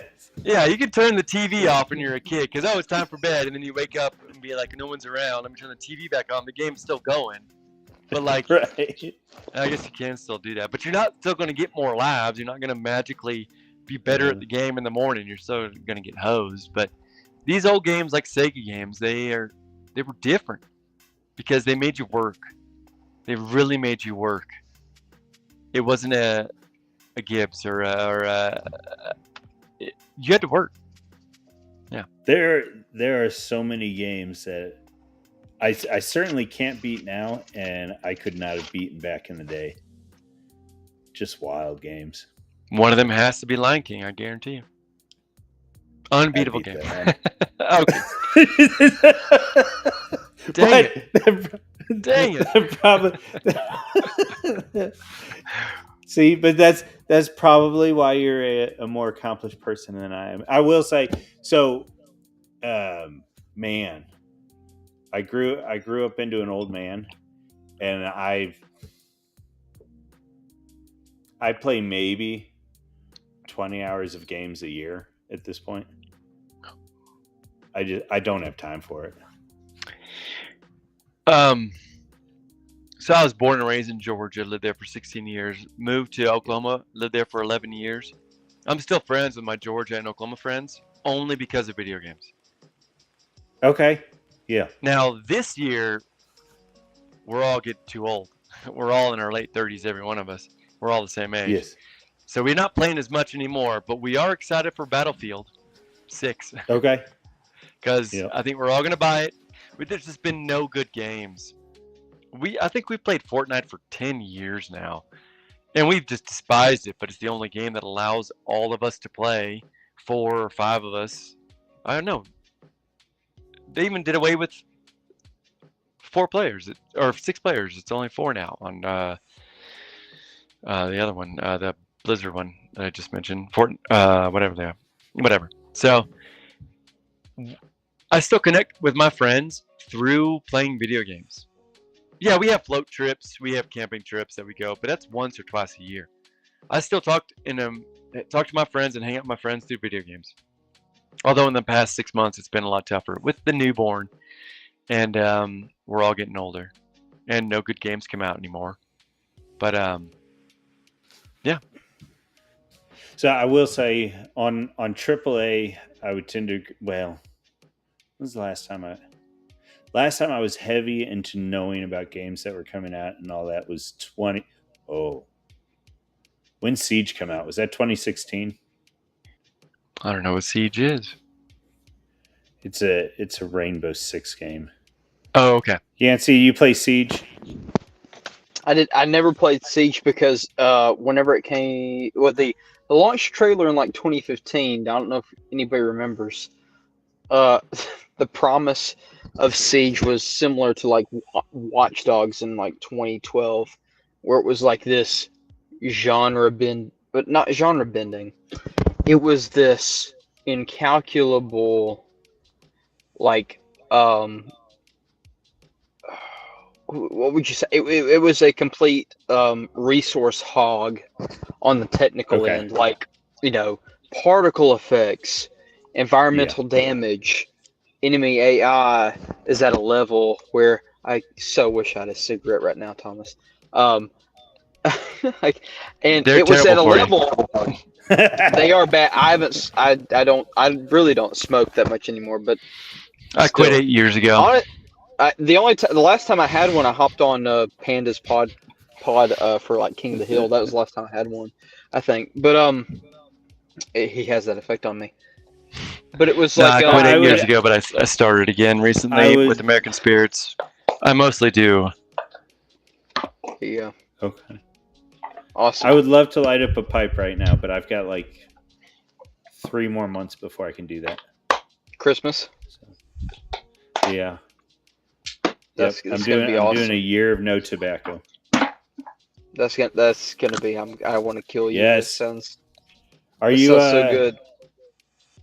Are you What am I thinking? English or aromatic, or what do you smoke? Marlboro. I have no idea. Oh, good lord! I have no idea. I have a huge bag. I think it's English in my Okay.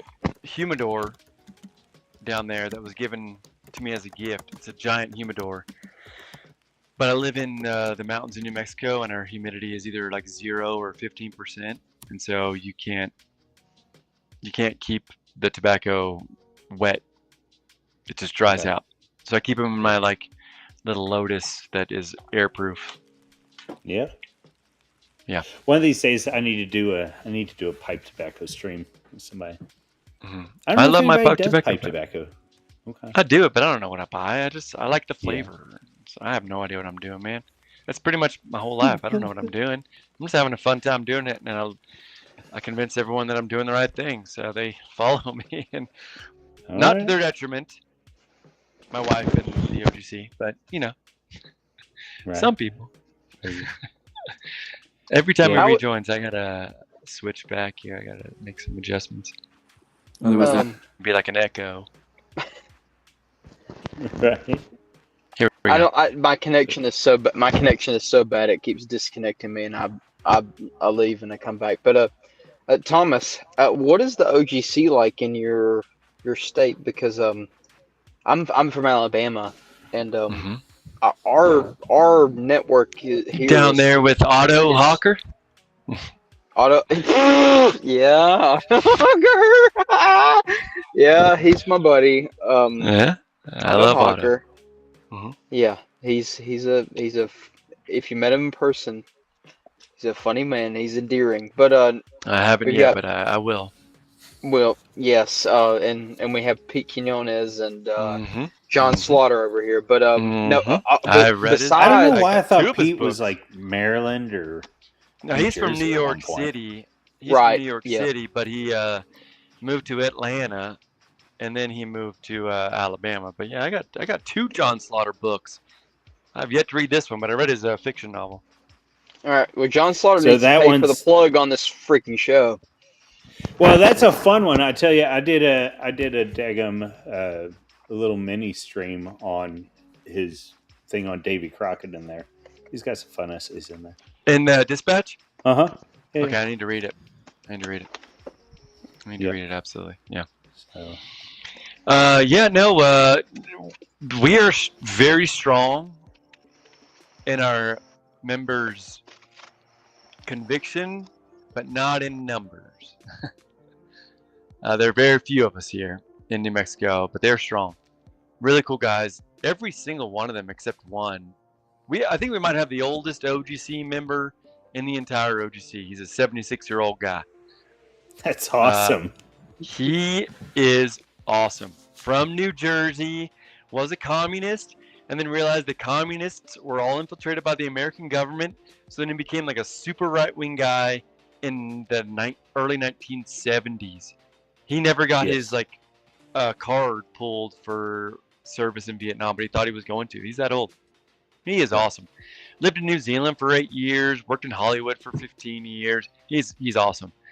The rest of our guys, besides he and I, work for the federal government in some capacity, either enlisted officer or working on programs. Because Albuquerque, which is 25 minutes east, I live in the mountains, 25 minutes west. Mm-hmm. I live in the mountains.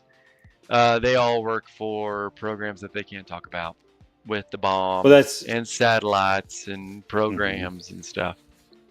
Yeah. I nearly got picked up. I was going to say I nearly got picked up by HSI, and then their big thing was El Paso. At that point, they were El Paso and Minneapolis. I can't remember, but it was borders. Don't go to Minneapolis. Yeah, well, so at that point, I imagine, I think it was Minneapolis. It was one of them, and I imagine HSI was doing a lot of port stuff on the Great Lakes would be my expectation. What is HSI? Homeland Security Investigations. Oh, okay. It falls under Well, Homeland regardless, Security. that didn't quite wash out. So Yeah. No, our little group here in New Mexico is great. We're having a great time.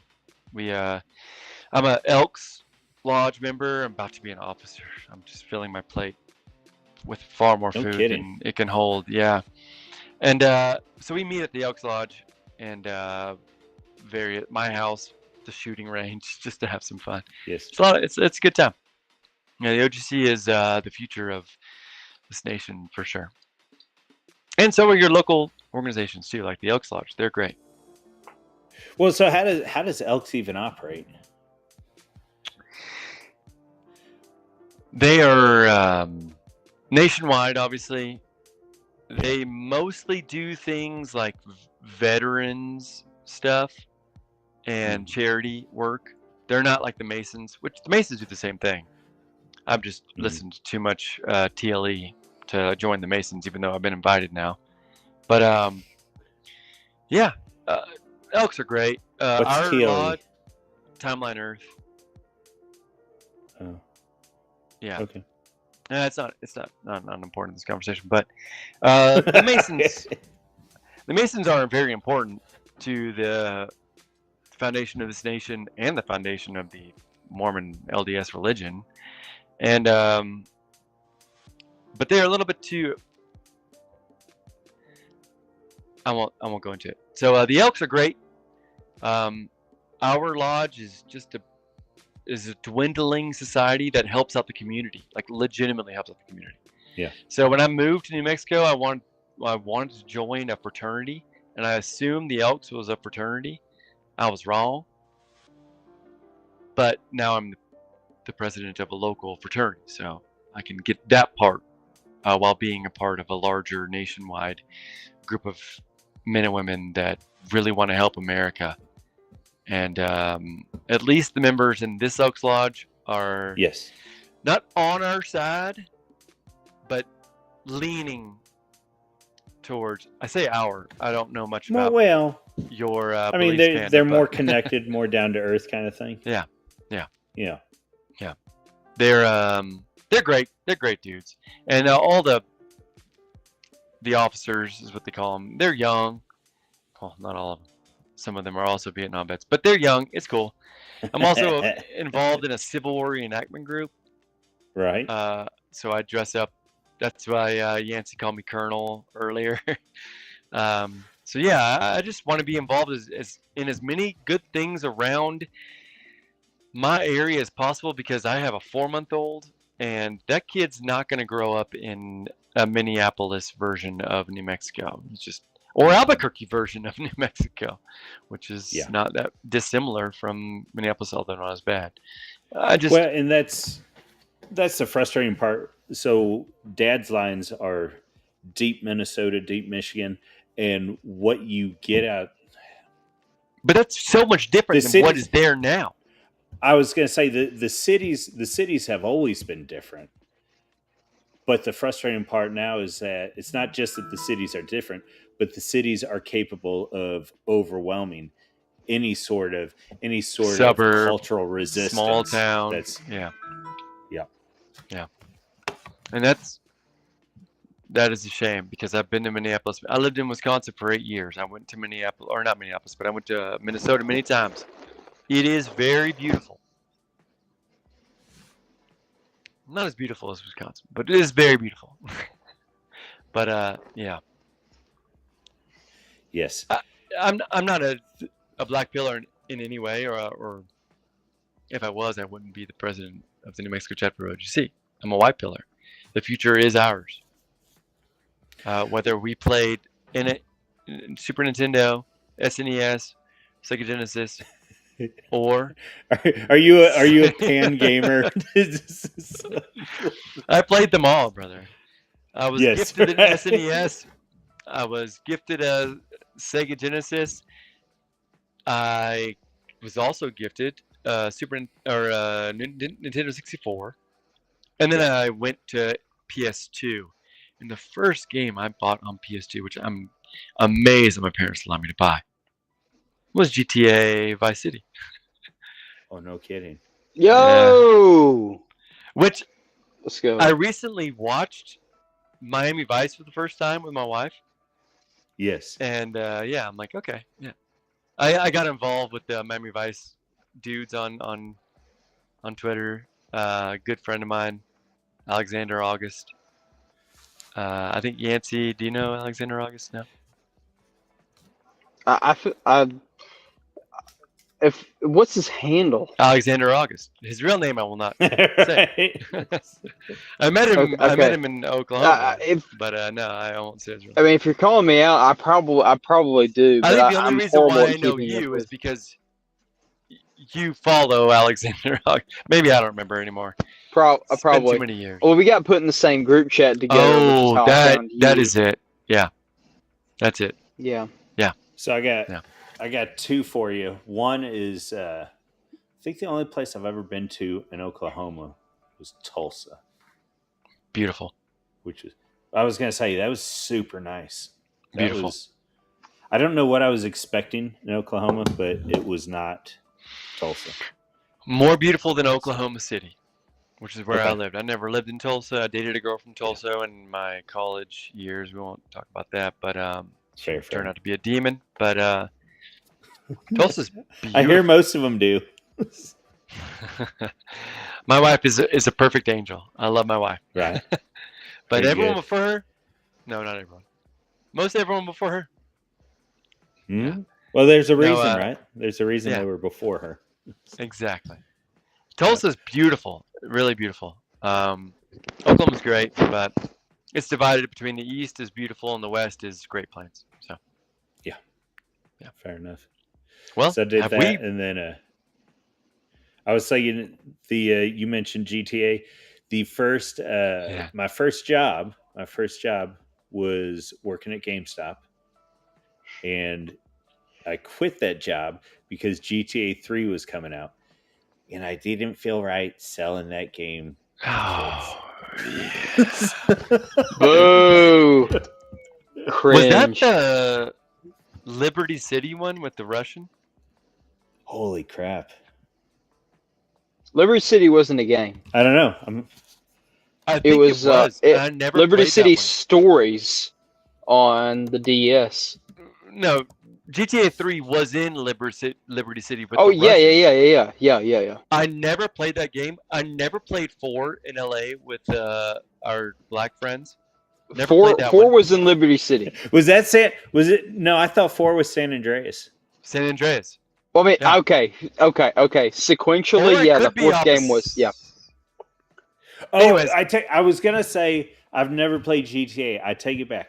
I played the UK edition on PS1, and I had no idea what I was doing. I was like, this game is boring. So then I went and started playing something else. Did you It was guys top- ever that was play top down. Carmageddon? Yeah, it was top down. What's that?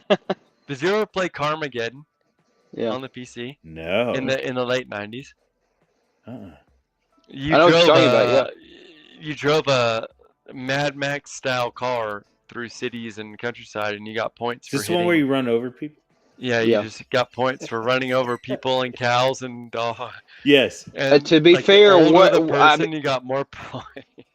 to be fair, I mean, what game did you not play where you just run over people for like that's the goal of the game? Yeah, The one.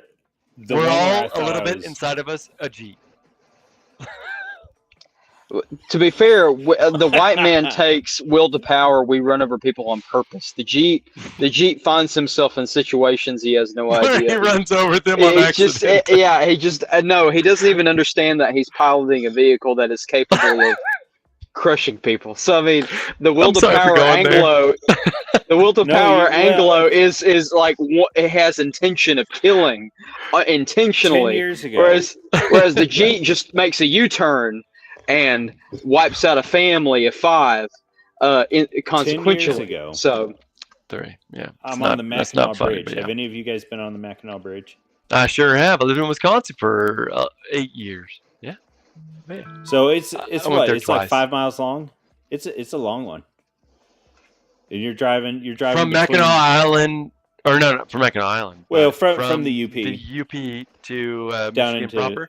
Yeah. into the Oh, yeah. mitten. I've driven it twice. Yeah. So it's a nice long one. I'm coming back from there, and the lady's sitting next to me, and we are coming down, and this fella, I don't know, it's 2 lanes, maybe it's 3 on each side, but I'm pretty sure it's 2. So we're coming down, and I'm on the right-hand lane, the lane close to the water, and it's 4 total. Is what I'm saying. Sorry. Yeah. It's 2. Yeah. 2 and 2 going and 2 coming. 2 and 2. And so I'm on the one close to the water, and this 18-wheeler just comes creeping over into my lane. I'm like, what is he doing? What is he doing? And then I'm slamming on the horn, hitting the brake. And this guy, he looks over and he finally catches, got a big turban or something, I don't know, something on his head. And I'm honking and yelling, and he's just like, oh, goes back to driving. And I thought I was going to drop that 40 feet down into the water and just, that would have been game over. But he needs to seek Christ.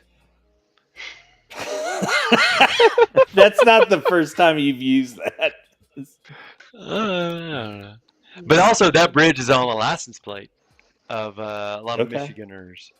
That Mackinac Bridge, yeah. I mean, it's beautiful. I tried to move up there. To the UP? Yeah. Oh, yeah. Oh, it's beautiful. Yeah, is this a video game stream? We abandoned that a little bit ago. Yeah, we beat the video game already. We beat it. We beat it. Sega's been beat. We didn't even get to talk about Sonic. Well, to bring it back, on my, I have a PS. What is the newest one? I don't even know. PS5. I have a PS5. Yeah. What the fuck? You have a PS5? I do. Yeah. He's a grown man. He's a grown man. Grown men should not have the newest console. They should be 3 console generations sucking behind. it up on the old one. I buy what my friends buy. Then when they tell me to buy something, I buy it so I can continue to play and talk with them online. That's it. We don't talk on the phone anymore.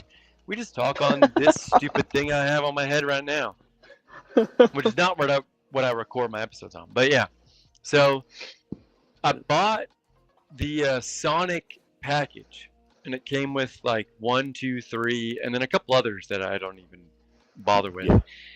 And they are a lot of fun still. Sonic is Sonic CD on your mix? Did it have that one? I think that might be what it is. I don't actually know. I could probably look it up on my phone. But it's like Sonic CD came out on the Sega CD, and it's one of the best Sonic games. Okay, so that is not on there. Okay. That's not on there. Well, you know what? I say that. I think without turning on my computer or the TV, I can look at what my so I don't know how to use the app. I don't know how to use the PS5 app.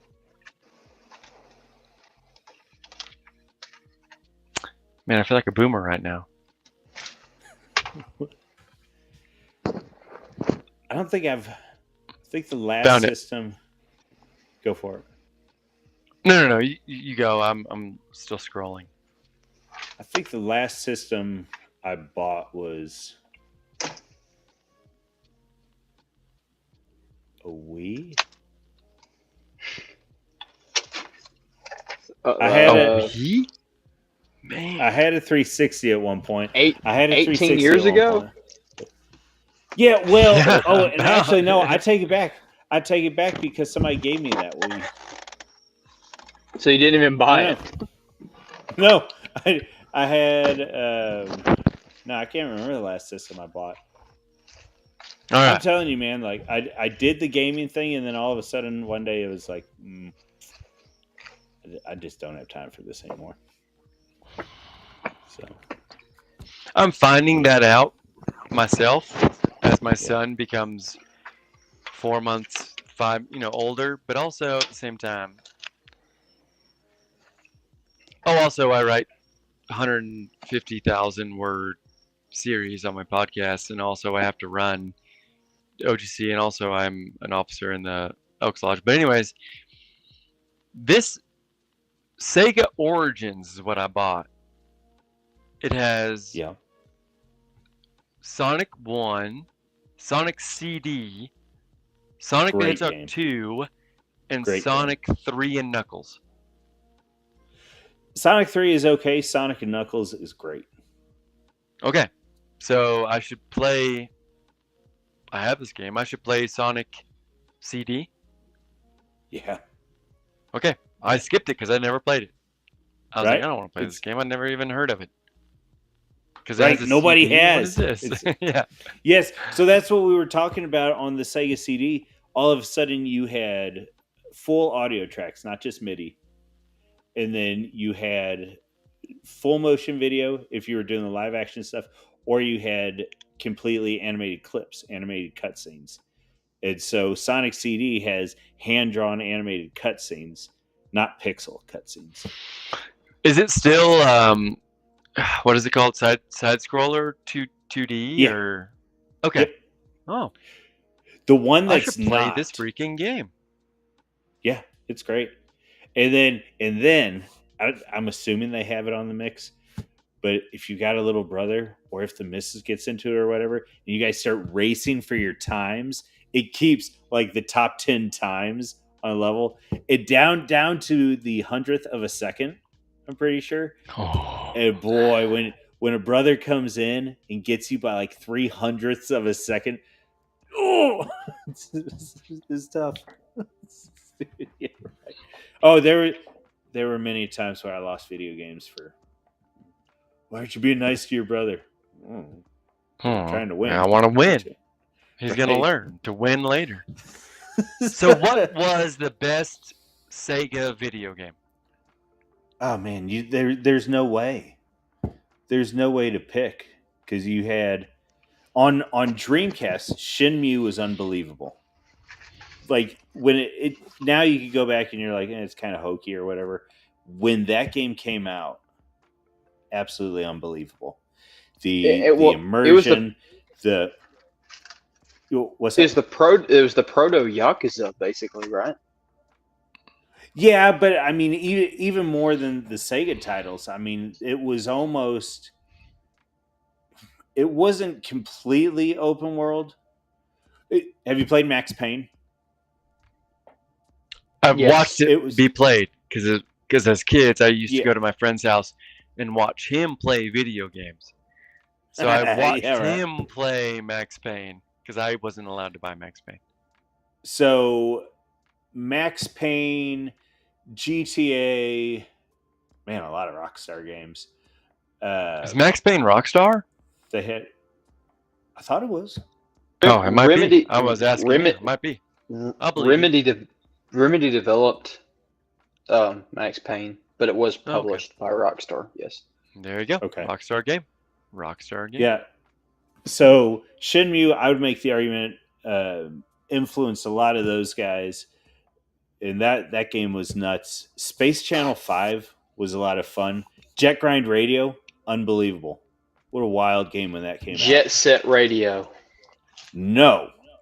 Jet Set Radio. Jet Set Radio was the original Japanese title and was what the series would ultimately come to be called. But for some reason, there was some sort of licensing issue when they first brought it over to the States. So the original, the OG on the Dreamcast was Jet Grind Radio. Jet Grind Radio. And what does that game entail? That's the gayest thing I've ever heard. Well, some folks would say it was even gayer because it is a. You remember Tony Hawk 4? How it was mixing the objectives and the open world gameplay. Mm-hmm. Jet Grind Radio was kind of like that, where you would have this semi-open world level, and you would have to go through and you would tag, as in like spray paint, tag graffiti. Spray paint. Yeah, and it was wild. I really don't like graffiti. Aesthetically, no. I don't find it pleasing. No, but that game was tons of fun. It was just this weird mix of Japanese cell shading and funky stuff. So, man, the best Sega games. I mean, Sonic.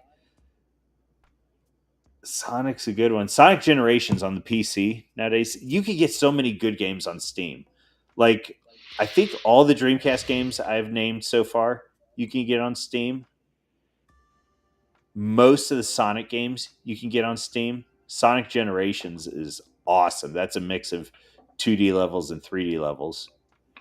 Have you checked out the Shadow Generations expansion they made for it like 11 years later? No.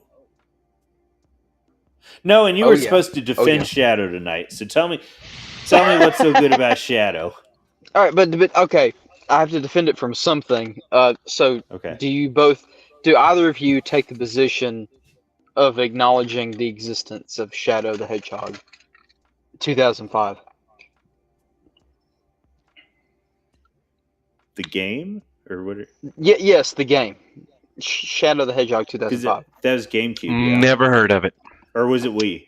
PS2, Xbox, GameCube. Yes. Nope. Okay. Never heard of it. I was deep in the studies in college. That came out before Colors. Is that right? Yeah, because Probably like six. Wii, probably like 6 years. Okay. 6 years before Colors. Okay, so go on. No. It was just a. Oh, we lost you.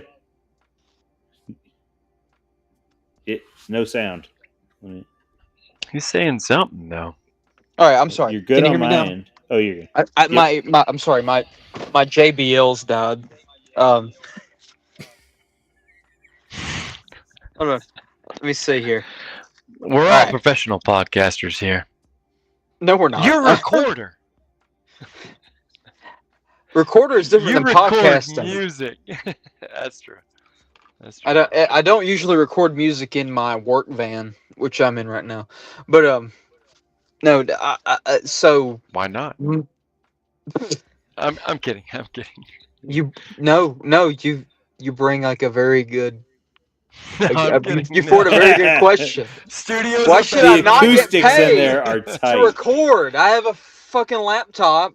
And, yeah, but and studios Howard- are. Oh my gosh.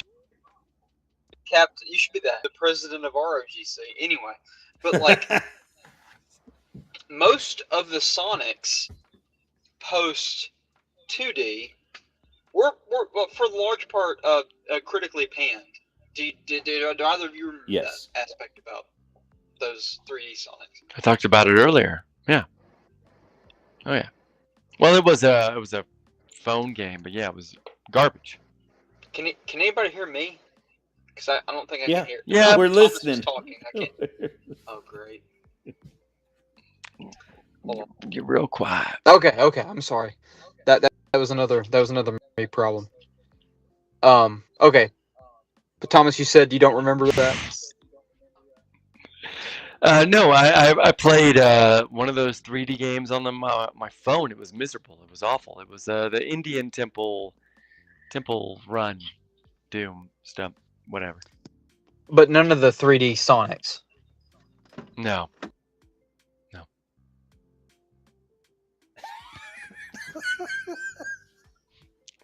I think at this point,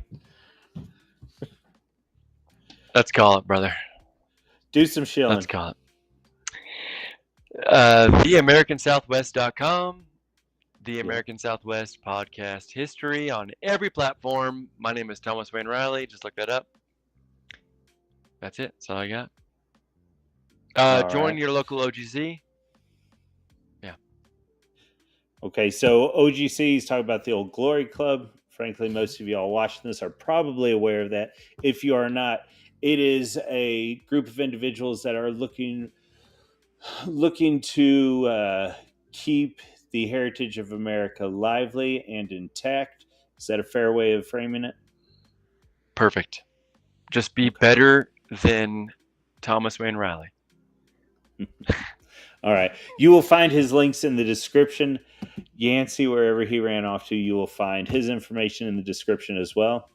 And Sega went through some hard times. Unfortunately, they are no longer here. But maybe it's a good thing because we all get to participate in their software. We will still be here after these hard times, though. We will not follow the legacy of Sega as heritage Americans. We'll still be here. Fair enough. All right. Thank you, sir. You guys have a good evening. Thank you.